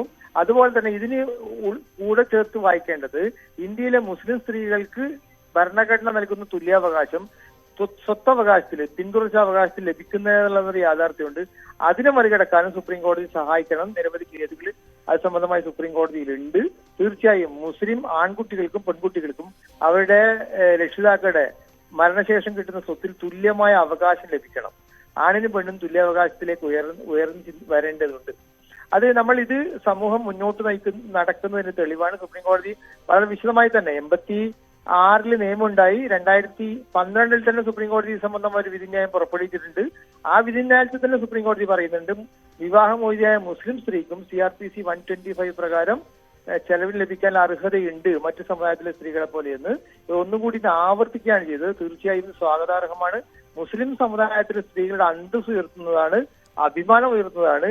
സമുദായത്തിലെ ഇതര സമുദായത്തിലെ സ്ത്രീകൾക്കൊപ്പം നിയമപരമായ അവകാശമുള്ള ഒരു സ്ത്രീകളാണ് അവർ എന്നൊരു ആത്മബോധം ഉണർത്താൻ വേണ്ടിയിട്ട് ഇത് സഹായിക്കുമെന്നാണ് ഞാൻ വിചാരിക്കുന്നത്. അഡ്വക്കേറ്റ് ഷുക്കൂർ, അതോടൊപ്പം തന്നെ വളരെ പ്രധാനപ്പെട്ട കാര്യം ഇന്ത്യൻ പുരുഷന്മാരെ കുറിച്ചുള്ള വലിയ വിമർശനം കോടതിയുടെ ഭാഗത്തുനിന്നുണ്ടായിരിക്കുന്നു. ഇന്ത്യൻ പുരുഷൻ ഒരു വീട്ടമ്മയുടെ പങ്കും ത്യാഗവും തിരിച്ചറിയേണ്ട സമയം അതിക്രമിച്ചിരിക്കുന്നു എന്ന് സുപ്രീം കോടതി പറയുമ്പോൾ അത് വളരെയധികം ശ്രദ്ധ ക്ഷണിക്കുന്ന ഒരു പരാമർശമായി മാറുന്നില്ല. ഇനിയുള്ള മണിക്കൂറുകളൊക്കെ അത് ഏത് തരത്തിലൊക്കെ ആയിരിക്കും ചർച്ച ചെയ്യപ്പെടാൻ പോകുന്നത്? തീർച്ചയായും ഇത് സംബന്ധമായ നിരവധി കോടതി വിധികളുണ്ട്. മദ്രാസ് ഹൈക്കോടതി ഇതിനേക്കാൾ വലിയ വിശദമായിട്ട് തന്നെ ഈ കാര്യങ്ങൾ സംസാരിച്ചിട്ടുണ്ട്. പുരുഷന്റെ വരുമാനത്തിന്റെ പകുതി അവകാശം സ്ത്രീക്കാണെന്ന് മദ്രാസ് ഹൈക്കോടതി പറഞ്ഞിട്ടുണ്ട്. പുരുഷൻ ആർജിക്കുന്ന സ്വത്തിന്റെ പകുതി അവകാശം സ്ത്രീക്കാണെന്ന് മദ്രാസ് ഹൈക്കോടതി പറഞ്ഞിട്ടുണ്ട്. അത് അവസാനമായി സുപ്രീം കോടതി തന്നെ ആലപ്പുഴയിൽ നിന്നുള്ള ഒരു കേസിൽ ഈ സ്ത്രീകൾക്ക് വിവാഹ സമയത്ത് ലഭിക്കുന്ന സമ്മാനങ്ങൾക്ക് യാതൊരു അവകാശവും ഭർത്താവിന് ഇല്ല എന്ന് സുപ്രീം കോടതി പറഞ്ഞിട്ടുണ്ട്. നമ്മുടെ കോടതികൾ നമ്മുടെ ഭരണ നിർമ്മാണ സഭ, പാർലമെന്റും അസംബ്ലിയും ഒക്കെ ചെയ്യേണ്ടുന്ന കാര്യങ്ങൾ പലപ്പോഴും അവർ ചെയ്യാതിരിക്കുമ്പോൾ സുപ്രീം കോടതിയും ഹൈക്കോടതിയും ഒക്കെ ഈ കാര്യത്തിൽ വലിയ തോതിൽ ഇടപെടൽ നടത്തുന്നത് തീർച്ചയായും ഇന്ത്യൻ വുമൻസ് വാക്കിന്, ഇന്ത്യൻ സ്ത്രീ സമൂഹത്തിന് പ്രോത്സാഹനജനകമായി അവരുടെ അവകാശങ്ങളെ കുറിച്ച് കൂടുതൽ ബോധവാന്മാരാകാനും ആത്മബോധത്തോടുകൂടി ജീവിക്കാനും ആർട്ടിക്കിൾ 21 പറയുന്ന പോലെ അന്തസ്സാർന്ന ജീവിതം ഉറപ്പുവരുത്താൻ ഭരണഘടനാ കോടതികൾ ഇടപെടുന്നത് തീർച്ചയായും പ്രതീക്ഷാ നിർഭരം തന്നെയാണ്. അഡ്വക്കേറ്റ് ശുക്കൂർ, അതോടൊപ്പം തന്നെ ഒരു പോയിന്റ് കൂടി, ഇത് കോടതി പറഞ്ഞിരിക്കുന്നു വിവാഹിതരായ സ്ത്രീകൾക്ക് മാത്രമല്ല, ഈ സെക്ഷൻ 125 എല്ലാ സ്ത്രീകൾക്കും ജീവനാംശം ബാധകമാകും എന്ന് കോടതി പറയുന്നിടത്ത് അവിടെ ഒരു ആശയക്കുഴപ്പം ഒരുപക്ഷെ നിയമവൃത്തങ്ങൾ ഉണ്ടാകുന്നുണ്ടോ? അത് ഏത് തരത്തിലായിരിക്കും പ്രാബല്യത്തിൽ വരിക? അത് നമ്മളിപ്പം CRPC 125 എന്ന് പറയുന്നത് അച്ഛനും അമ്മക്കും മക്കൾക്കും ഭാര്യയ്ക്കും ചെലവിന് കൊടുക്കാൻ പുരുഷനെ ചുമതലപ്പെടുന്ന വകുപ്പാണ്. അതായത് പഴയ CRPC ജൂലൈ 1 മുതൽ CRPC നിലവിലില്ല. നമ്മുടെ BNSS പ്രകാരവും അത് തുല്യമായ വകുപ്പുകൾ ചേർത്തിട്ടുണ്ട്. വിവാഹിതയ അല്ലാത്തവരെന്ന് പറയുന്നത് മക്കളായിരിക്കണം. ഭാര്യ, മക്കൾ, മാതാപിതാക്കൾ അവർക്ക് സ്വന്തം വരുമാനമില്ലെങ്കിൽ, അവരുടെ ചെലവിന് പണം ഇല്ലെങ്കിൽ അവർക്ക് ചെലവിന് കൊടുക്കാൻ വേണ്ടിയാണ് സുപ്രീം കോടതി അല്ലെ നമ്മുടെ CRPC 125 പറയുന്നത്. വിവാഹിതരല്ലാത്ത സ്ത്രീകൾ എന്ന് പറഞ്ഞാൽ മക്കളായിരിക്കാം. അല്ലാതെ വിവാഹം കഴിക്കുമ്പോഴല്ലേ ഒരു ബന്ധം വരുന്നുള്ളൂ. അത് ക്ലാരിറ്റി ഉണ്ടാവും ഞാൻ വിചാരിക്കുന്നത്. വിധിന്യായം വിശദമായി വിധിന്യായം എന്റെ കയ്യിൽ കിട്ടിയില്ല, അതിന്റെ ടെക്സ്റ്റുകൾ മാത്രമേ കിട്ടി. വളരെയധികം നന്ദി അഡ്വക്കേറ്റ് സി ശുക്കൂർ. ഏതായാലും ഒരുപാട് ചർച്ചകൾക്ക് വഴിമരുന്നിട്ടുകൊണ്ടുകൂടിയാണ് സുപ്രീം കോടതിയുടെ സുപ്രധാന വിധി. വിവാഹമോചിതയായ മുസ്ലിം സ്ത്രീക്ക് ജീവനാംശത്തിന് അർഹതയുണ്ട് എന്ന് സുപ്രീം കോടതി വ്യക്തമാക്കിയിരിക്കും. പ്രധാനമന്ത്രി നരേന്ദ്രമോദിയുടെ ഓസ്ട്രിയ സന്ദർശനം തുടരുകയാണ്. ഓസ്ട്രിയൻ ചാൻസലർ കോൾ നെഹ്മറുമായി മോദി കൂടിക്കാഴ്ച നടത്തി. നിഷ്കളങ്കരായ ജനതയെ കൊന്നൊടുക്കുന്നത് ലോകത്തിന്റെ ഏത് കോണിലായാലും അംഗീകരിക്കാൻ കഴിയില്ലെന്ന് മോദി. സംഘർഷങ്ങൾക്ക് പരിഹാരം കാണാൻ നയതന്ത്ര സമവായ ചർച്ചകൾ വഹിക്കുന്ന പങ്ക് വലുതാണെന്നും ഇന്ത്യയും ഓസ്ട്രിയയും ഇതിനാവശ്യമായ പിന്തുണ നൽകാൻ പ്രതിജ്ഞാബദ്ധരാണെന്നും പ്രധാനമന്ത്രി പറഞ്ഞു. വീനയിൽ ഇന്ത്യയിലെയും ഓസ്ട്രേലിയയിലെയും 40ഓളം ബിസിനസ്സുകാരുമായി മോദി സംവദിച്ചു. വിദേശകാര്യമന്ത്രി എസ് ജയശങ്കറും ദേശീയ സുരക്ഷാ ഉപദേഷ്ടാവ് അജിത് ഡോവലും പ്രധാനമന്ത്രിക്കൊപ്പം ഉണ്ടായിരുന്നു. 41 വർഷത്തിനിടെ ആദ്യമായാണ് ഒരു ഇന്ത്യൻ പ്രധാനമന്ത്രി ഓസ്ട്രിയ സന്ദർശിക്കുന്നത്. 1983 ഇന്ദിരാഗാന്ധിയാണ് അവസാനമായി ഓസ്ട്രിയ സന്ദർശിച്ചത്. ഉത്തർപ്രദേശിലെ ഉന്നാവിൽ ബസ് ടാങ്കറുമായി കൂട്ടിയിടിച്ച് 18 പേർ മരിച്ചു, 19 പേർക്ക് പരിക്കേറ്റു. പരിക്കേറ്റ പലരുടെയും നില ഗുരുതരമായി തുടരുകയാണ്. ആഗ്ര ലക്നൌ എക്സ്പ്രസ് വേയിൽ രാവിലെ 5:15ഓടെയാണ് അപകടമുണ്ടായത്. ബീഹാറിലെ സീതാമർഹിയിൽ നിന്ന് ഡൽഹിയിലേക്ക് പോകുകയായിരുന്ന ബസ്സാണ് അപകടത്തിൽപ്പെട്ടത്. രാഷ്ട്രപതിയും പ്രധാനമന്ത്രിയും UP മുഖ്യമന്ത്രി യോഗി ആദിത്യനാഥും അപകടത്തിൽ അനുശോചനം രേഖപ്പെടുത്തി. മരിച്ചവരുടെ കുടുംബാംഗങ്ങൾക്ക് 2 ലക്ഷം രൂപയും പരിക്കേറ്റവർക്ക് 50,000 രൂപയും പ്രധാനമന്ത്രി സഹായധനം പ്രഖ്യാപിച്ചു.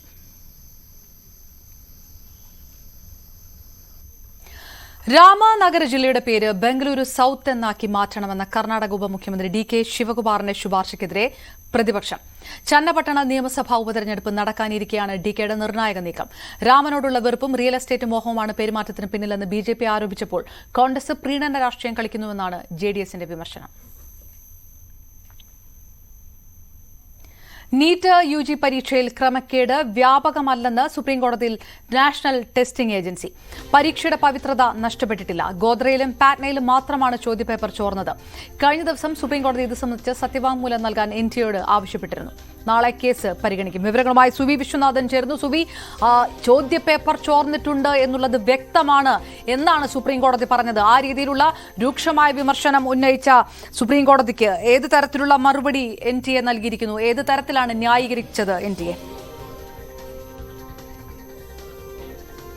കഴിഞ്ഞ ദിവസം നീറ്റ് പരീക്ഷാ ക്രമക്കേടുമായി ബന്ധപ്പെട്ട് സുപ്രീം കോടതി ഒരു സത്യവാങ്മൂലം നൽകാൻ നാഷണൽ ടെസ്റ്റിംഗ് ഏജൻസിയോട് പറഞ്ഞിരുന്നു. ജൂൺ 10 മുമ്പ് ഈ സത്യവാങ്മൂലം സമർപ്പിക്കുകയും വേണം എന്ന് അറിയിച്ചിരുന്നു. നാളെയാണ് നീറ്റ് പരീക്ഷാ ക്രമക്കേട് വീണ്ടും സുപ്രീം കോടതി പരിഗണിക്കാൻ ഇരിക്കുന്നത്. അതിന് മുന്നോടിയായിട്ടാണ് ഇപ്പോൾ സത്യവാങ്മൂലം സമർപ്പിച്ചിരിക്കുന്നത്. ആ സത്യവാങ്മൂലത്തിൽ പ്രധാനമായും പറയുന്നത് വ്യാപകമായ ക്രമക്കേടൊന്നും ഈ പരീക്ഷാ നടത്തിപ്പിൽ ഉണ്ടായിട്ടില്ല എന്നാണ് നാഷണൽ ടെസ്റ്റിംഗ് ഏജൻസി പറയുന്നത്. അതുകൊണ്ട് തന്നെ പരീക്ഷയുടെ പവിത്രത നഷ്ടപ്പെട്ടിട്ടില്ല. പാറ്റ്നയിലെ ചില സെന്ററുകൾ, അതുപോലെ തന്നെ ഗോധ്രയിലെ ചില സെന്ററുകൾ, ഇവിടങ്ങളിൽ മാത്രമാണ് ചോദ്യപേപ്പർ ചോർച്ച ഉണ്ടായിട്ടുള്ളത്. അത് വ്യാപകമായ തോതിൽ ഉണ്ടായിട്ടില്ല എന്ന ഒരു വിശദീകരണമാണ് NTA ഇപ്പോൾ നൽകിയിരിക്കുന്നത്. പരീക്ഷയുടെ പവിത്രത അതുകൊണ്ട് തന്നെ കളങ്കപ്പെട്ടിട്ടില്ല, പുനഃപരീക്ഷ നടത്തേണ്ട സാഹചര്യമില്ല.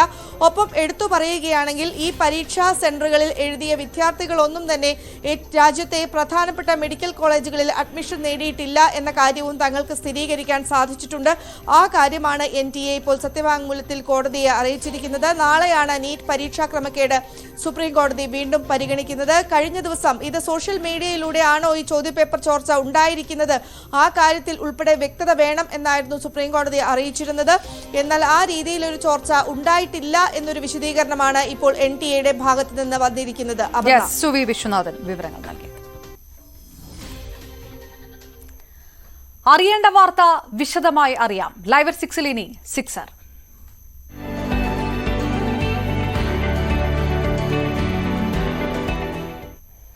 തിരുവനന്തപുരത്ത് നെയ്യാറ്റിൻകരയിൽ കോളറ സ്ഥിരീകരിച്ച സംഭവത്തിൽ ഉറവിടം കണ്ടെത്താനാകാതെ ആരോഗ്യവകുപ്പ്. ഭിന്നശേഷി ഹോസ്റ്റലിലെ അന്തേവാസികളായ 11 പേരാണ് രോഗലക്ഷണങ്ങളോടെ ചികിത്സയിലുള്ളത്. ഇതിൽ 4 പേരുടെ പരിശോധനാ ഫലം ഇന്നറിയാം. തവരവിള കേന്ദ്രീകരിച്ച് ആരോഗ്യവകുപ്പ് ശുചീകരണ പ്രവർത്തനം ഊർജിതമാക്കി. കോളറ ഭീഷണി തലസ്ഥാന ജില്ലയിൽ നിന്ന് ഒഴിഞ്ഞു പോകുന്നില്ല. നെയ്യാറ്റിൻകരയിൽ ഭിന്നശേഷിക്കാരായ കുട്ടികളെ പാർപ്പിക്കുന്ന സ്വകാര്യ കേന്ദ്രത്തിലാണ് കോളറ സ്ഥിരീകരിച്ചത്. ഒരു കുട്ടി ആദ്യം മരിച്ചു. ഇത് കോളറ മൂലമാണോ എന്ന കാര്യം സ്ഥിരീകരിച്ചിട്ടില്ല. എന്നാൽ കോളറയുടെ ലക്ഷണങ്ങൾ കണ്ടെത്തിയിരുന്നു. തൊട്ടു പിന്നാലെയാണ് മറ്റൊരു കുട്ടിക്ക് കോളറ സ്ഥിരീകരിക്കുന്നത്. 11 പേരെ ഇപ്പോൾ ആശുപത്രിയിൽ പ്രവേശിപ്പിച്ചിട്ടുണ്ട്. ഏറ്റവും ഒടുവിൽ കഴിഞ്ഞ ദിവസം 4 പേരെ കോളറ ലക്ഷണങ്ങളെ തുടർന്ന് ആശുപത്രിയിൽ പ്രവേശിപ്പിക്കുകയായിരുന്നു. എവിടെ നിന്നാണ് ഇതിൻ്റെ പ്രഭവ കേന്ദ്രം അല്ലെങ്കിൽ എവിടെ നിന്നാണ് ഈ രോഗം തുടങ്ങിയത് എന്നത് കണ്ടെത്താൻ ഇതുവരെ ആരോഗ്യവകുപ്പിന് സാധിച്ചിട്ടില്ല. ആരോഗ്യവകുപ്പും നെയ്യാറ്റിൻകര നഗരസഭയും സംയുക്തമായി തന്നെ പ്രതിരോധ പ്രവർത്തനങ്ങൾ നടത്തുകയാണ്. നഗരസഭ ആരോഗ്യ വിഭാഗം ഈ വിഷയത്തെ വളരെ ഗൗരവത്തോടു കൂടിയാണ് കണ്ട് അനുബന്ധ പ്രവർത്തനങ്ങളുമായി ബന്ധപ്പെട്ട് മുന്നോട്ട് പോകുന്നത്. ഒരാൾ മരണപ്പെട്ട പശ്ചാത്തലത്തിൽ കോളറ സ്ഥിരീകരിക്കുകയും ചെയ്ത സാഹചര്യത്തിൽ നഗരസഭ ആരോഗ്യ വിഭാഗം ഈ സ്ഥാപനം ഉൾപ്പെടുന്ന പ്രദേശത്ത് മുഴുവൻ വീടുകൾ ജലസ്രോതസ്സുകൾ ക്ലോറിനേഷനും അതുപോലെ തന്നെ മറ്റ് ശുചീകരണ പ്രവർത്തനങ്ങളും ബോധവൽക്കരണവും ഈ ഘട്ടത്തിൽ നടപ്പിലാക്കി മുമ്പോട്ട് പോകുന്നു. ഗവൺമെൻറ് വളരെ ഫലപ്രദമായി ഈ വിഷയത്തിൽ ഇടപെട്ടുകൊണ്ട് ഇന്നലെ DMOയുടെ നേതൃത്വത്തിൽ ഒരു മെഡിക്കൽ സംഘം സ്ഥാപനം സന്ദർശിക്കുകയും അനുബന്ധ പ്രവർത്തനങ്ങൾ ഊർജിതമാക്കി മുന്നോട്ട് പോവുകയും ചെയ്യുകയാണ്. കുട്ടികളെ പാർപ്പിച്ചിട്ടുള്ള കേന്ദ്രത്തിനെതിരെ പരാതിയുമായി നാട്ടുകാർ രംഗത്തെത്തി. ഇവിടെ നിന്ന് മാലിന്യീകരണം പോയാണ് അവിടെ കുളത്തിലിറങ്ങി, കുളത്തിൽ നിന്നാണ് പുറത്ത് പുലിക്കിണർ വഴിയാണ് പോണത്. ഇത് കക്കൂസിൻ്റെ മാലിന്യീകരണമാണ്. ഇവിടെ നിന്ന് ഇവിടെയുള്ള ആൾക്കാർ ഒഴിക്കണല്ല, ഇതിൽ നിന്ന് ഒഴുക്കി വിടുന്ന വെള്ളമാണ്. ഇതിൽ നിന്ന് ഒഴുക്കി വിടുന്ന വെള്ളം നിങ്ങൾക്ക് വിശ്വാസം ഉണ്ടെങ്കിൽ അവിടെ പൈപ്പെല്ലാം ഇട്ടിട്ടുണ്ട്. ആ പൈപ്പ് വഴിയാണ് ഇവർ രാത്രി 12 മണിക്ക് ഇവിടെ നിന്ന് തുറന്ന് വിട്ടിട്ട് അത് കഴിഞ്ഞിട്ടൊരു പച്ച പൊടിയാണ് ഈ കക്കൂസിൻ്റെ കുഴിക്കകത്ത് ഇടുമ്പം ഇത് ഈ വേസ്റ്റ് ഒരുമാതിരി അലിഞ്ഞ് ഇതുവഴിയാണ് ആ കുളത്തിൽ പോകണം. കുളത്തിൽ 2000-3000 മീൻ വരെയാണ് ഇപ്പം ചത്തത്.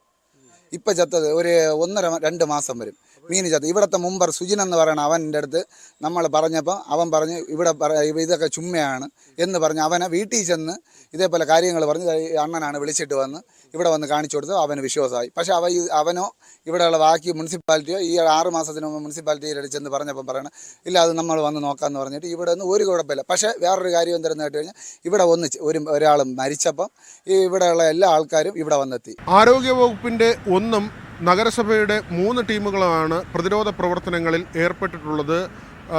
ഈ ക്ലോറിനേഷൻ ഉൾപ്പെടെയുള്ള കാര്യങ്ങൾ അത് കൃത്യമായി നടത്തുന്നുണ്ട്. മന്ത്രിയുടെ നിർദ്ദേശമുണ്ട്, നടപടികളിൽ വീഴ്ച ഉണ്ടാകരുത് എന്നത്.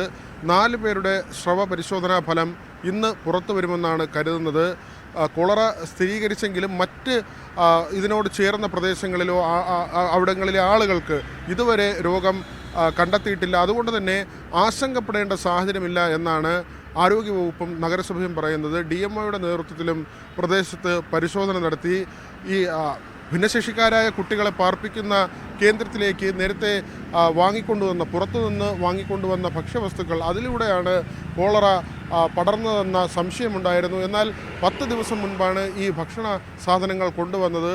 5 ദിവസം കഴിയുമ്പോൾ തന്നെ കോളറയുടെ ലക്ഷണങ്ങൾ ശരീരത്തിൽ പ്രകടമായി തുടങ്ങും. അതുകൊണ്ട് തന്നെ അങ്ങനെ പുറത്തുനിന്ന് കൊണ്ടുവന്ന ഭക്ഷണത്തിലൂടെ അല്ല രോഗം പിടിപെട്ടത് എന്ന ഒരു നിഗമനവുമുണ്ട്. അതുകൊണ്ട് തന്നെ ഈ കേന്ദ്രം കേന്ദ്രീകരിച്ചുള്ള ആ സ്ഥാപനം കേന്ദ്രീകരിച്ചുള്ള പരിശോധനകൾ കൂടുതൽ നടത്താനാണ് ഇപ്പോൾ ആരോഗ്യവകുപ്പ് തീരുമാനിച്ചിട്ടുള്ളത്. അതോടൊപ്പം തന്നെ കോളറ സ്ഥിരീകരിച്ച ആളുകൾ അവരുടെ വീടുകൾ അവിടങ്ങൾ കേന്ദ്രീകരിച്ചുള്ള പരിശോധനകളും പുരോഗമിക്കുന്നു. V Vinod, news 18 Thiruvananthapuram. വിഴിഞ്ഞം തുറമുഖത്ത് ആദ്യ മദർഷിപ്പ് എത്താൻ മണിക്കൂറുകൾ മാത്രം ബാക്കി നിൽക്കെ ആവേശത്തേരിൽ തലസ്ഥാനം. കൊളംബോ തുറമുഖത്ത് നിന്ന് വിഴിഞ്ഞം ലക്ഷ്യമാക്കി യാത്ര തുടർന്ന് സാൻ ഫെർണാണ്ടോ എന്ന ചരക്ക് കപ്പൽ രാത്രി 10 മണിയോടെ വിഴിഞ്ഞം തീരത്ത് രാജ്യാന്തര കപ്പൽശാലയിൽ 10 നോട്ടിക്കൽ മൈൽ അകലത്തിലെത്തും. തുടർന്ന് നാളെ പുലർച്ചെയോടെയാകും തുറമുഖ കവാടത്തിലേക്ക് കപ്പൽ അടുപ്പിക്കുക.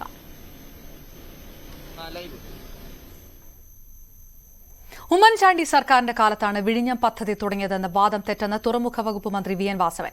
ഇ.കെ. നായനാർ സർക്കാരാണ് ആദ്യമായി വിഴിഞ്ഞം പദ്ധതിക്കായി കമ്മിറ്റിയെ നിയോഗിച്ചത്. ഇതനുസരിച്ച് കുമാർ കമ്മിറ്റിയാണ് ആദ്യമായി പഠനം നടത്തിയതെങ്കിലും പിന്നീട് വന്ന എ.കെ. ആന്റണി സർക്കാർ ടെൻഡർ കൊടുത്തില്ല. വി എസ് അച്യുതാനന്ദൻ സർക്കാരാണ് ടെൻഡർ നൽകിയതെന്നും നിർമ്മാണ പ്രവർത്തനങ്ങൾ പൂർണ്ണമായി നിർവഹിച്ചത് പിണറായി സർക്കാരാണെന്നും വി എൻ വാസവൻ നിയമസഭയിൽ പറഞ്ഞു.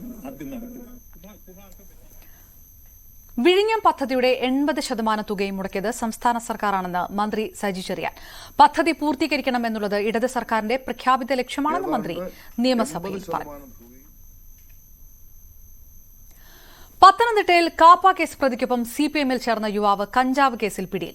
മയിലാടുംപാറ സ്വദേശി യദുകൃഷ്ണനാണ് എക്സൈസ് പരിശോധനയ്ക്കിടെ പിടിയിലായത്. ഇയാളിൽ നിന്ന് കഞ്ചാവ് പിടികൂടി. കേസ് രജിസ്റ്റർ ചെയ്ത ശേഷം യദുകൃഷ്ണനെ ജാമ്യത്തിൽ വിട്ടു. കഴിഞ്ഞ വെള്ളിയാഴ്ചയാണ് യദുകൃഷ്ണൻ ഉൾപ്പെടെയുള്ള 62 പേർ സിപിഎമ്മിൽ ചേർന്നത്. പത്തനംതിട്ടയിൽ മന്ത്രി മാലയിട്ട് സ്വീകരിച്ചവരിൽ ഒരാളെ ഇന്ന് കഞ്ചാവുമായി എക്സൈസ് പിടികൂടിയെന്ന് പ്രതിപക്ഷ നേതാവ് സഭയിൽ. ക്രിമിനലുകൾ ആണ് അവരെന്നും വി ഡി സതീശൻ പറഞ്ഞു. ഈ മന്ത്രി മാലയിട്ട് സ്വീകരിച്ച ആ കാപ്പ കേസിലെ പ്രതിയോടൊപ്പം 62 പേര് സിപിഎമ്മിൽ ചേർന്നിരുന്നു. ആ 62 പേരിൽ ഒരാളെ ഇന്ന് ഉച്ചയ്ക്ക് മയിലാടുംപാറ സ്വദേശിയെ കഞ്ചാവ് ആയിട്ട് പിടിച്ചു എക്സൈസ്. ഇന്ന് ഉച്ചയ്ക്ക് മന്ത്രി മാലയിട്ട് സ്വീകരിച്ച 62 പേരിൽ ഒരാൾ കഞ്ചാവ് കേസിൽ പ്രതിയാ. സർ, അവര് ക്രിമിനൽസ് ആണ്. എറണാകുളം കുണ്ടന്നൂരിൽ സ്കൂൾ ബസിന് തീപിടിച്ചു. തേവര SH സ്കൂളിലെ ബസ്സാണ് പൂർണ്ണമായി കത്തിനശിച്ചത്. അപകട സമയത്ത് ബസ്സിൽ കുട്ടികളില്ലാത്തതിനാൽ വലിയ ദുരന്തമാണ് ഒഴിവായത്. കുണ്ടന്നൂർ പാലത്തിന് സമീപം ഇന്ന് രാവിലെ 8:45ഓടെയാണ് അപകടം. കുട്ടികളെ കയറ്റാൻ പോകുന്നതിനിടയിലാണ് ബസിന്റെ മുൻഭാഗത്തു നിന്നും തീ ഉയരുന്നത് ഡ്രൈവറുടെ ശ്രദ്ധയിൽപ്പെട്ടത്. ഉടൻ തന്നെ ഡ്രൈവറും ജീവനക്കാരിയും ബസ്സിൽ നിന്നിറങ്ങി. ഈ സമയം ഇതിലൂടെ കടന്നുപോയ കുടിവെള്ള ടാങ്കറിൽ നിന്നും നാട്ടുകാരും ഡ്രൈവറും ചേർന്ന് ബസ്സിലേക്ക് വെള്ളമൊഴിച്ച് തീ അണയ്ക്കാൻ ശ്രമിച്ചുവെങ്കിലും പൂർണ്ണമായി കത്തി നശിച്ചു. അഗ്നിശമന സേന എത്തിയാണ് തീ പൂർണ്ണമായും അണച്ചത്. തീപിടിക്കാനുള്ള കാരണമെന്തെന്ന് വ്യക്തമായിട്ടില്ല. സംഭവത്തിൽ വിശദമായ അന്വേഷണം നടത്തുമെന്ന് സ്ഥലത്തെത്തി പരിശോധന നടത്തിയ മോട്ടോർ വാഹന വകുപ്പ് ഉദ്യോഗസ്ഥർ അറിയിച്ചു.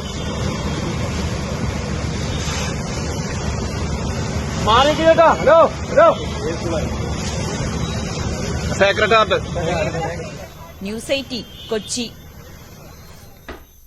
അൽ മുക്താദർ എഡ്യൂക്കേഷണൽ അവാർഡ് വിതരണം കേരള മുസ്ലിം ജമാഅത്ത് കൌൺസിലിന്റെ നേതൃത്വത്തിൽ തിരുവനന്തപുരത്ത് നടന്നു. അവാർഡ് വിതരണം മന്ത്രി മുഹമ്മദ് റിയാസ് ഉദ്ഘാടനം ചെയ്തു. Al Muqtadir jewellery group chairman doctor Muhammad Mansoor Abdul Salam അധ്യക്ഷനായിരുന്നു. ഡോക്ടർ MA സിറാജുദ്ദീന് മാനവിക സേവന പുരസ്കാരം മന്ത്രി നൽകി. MRCPക്ക് ഉന്നത വിജയം കരസ്ഥമാക്കിയ ഷഹനാസ് സുബൈറിനെ സദസ്സിൽ ആദരിച്ചു. വിദ്യാർത്ഥികൾക്കുള്ള പുരസ്കാരങ്ങൾ മേയർ ആര്യ രാജേന്ദ്രൻ വിതരണം ചെയ്തു.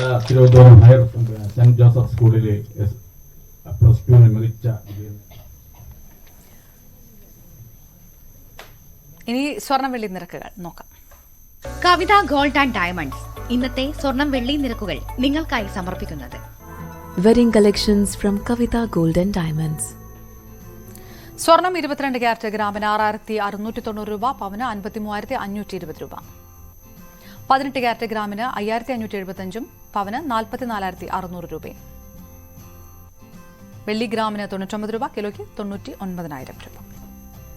കവിത ഗോൾഡ് ആൻഡ് ഡയമണ്ട്സ് ഇന്നത്തെ സ്വർണം വെള്ളി നിരക്കുകൾ നിങ്ങൾക്കായി സമർപ്പിക്കുന്നത് wedding collections from Kavitha gold and diamonds.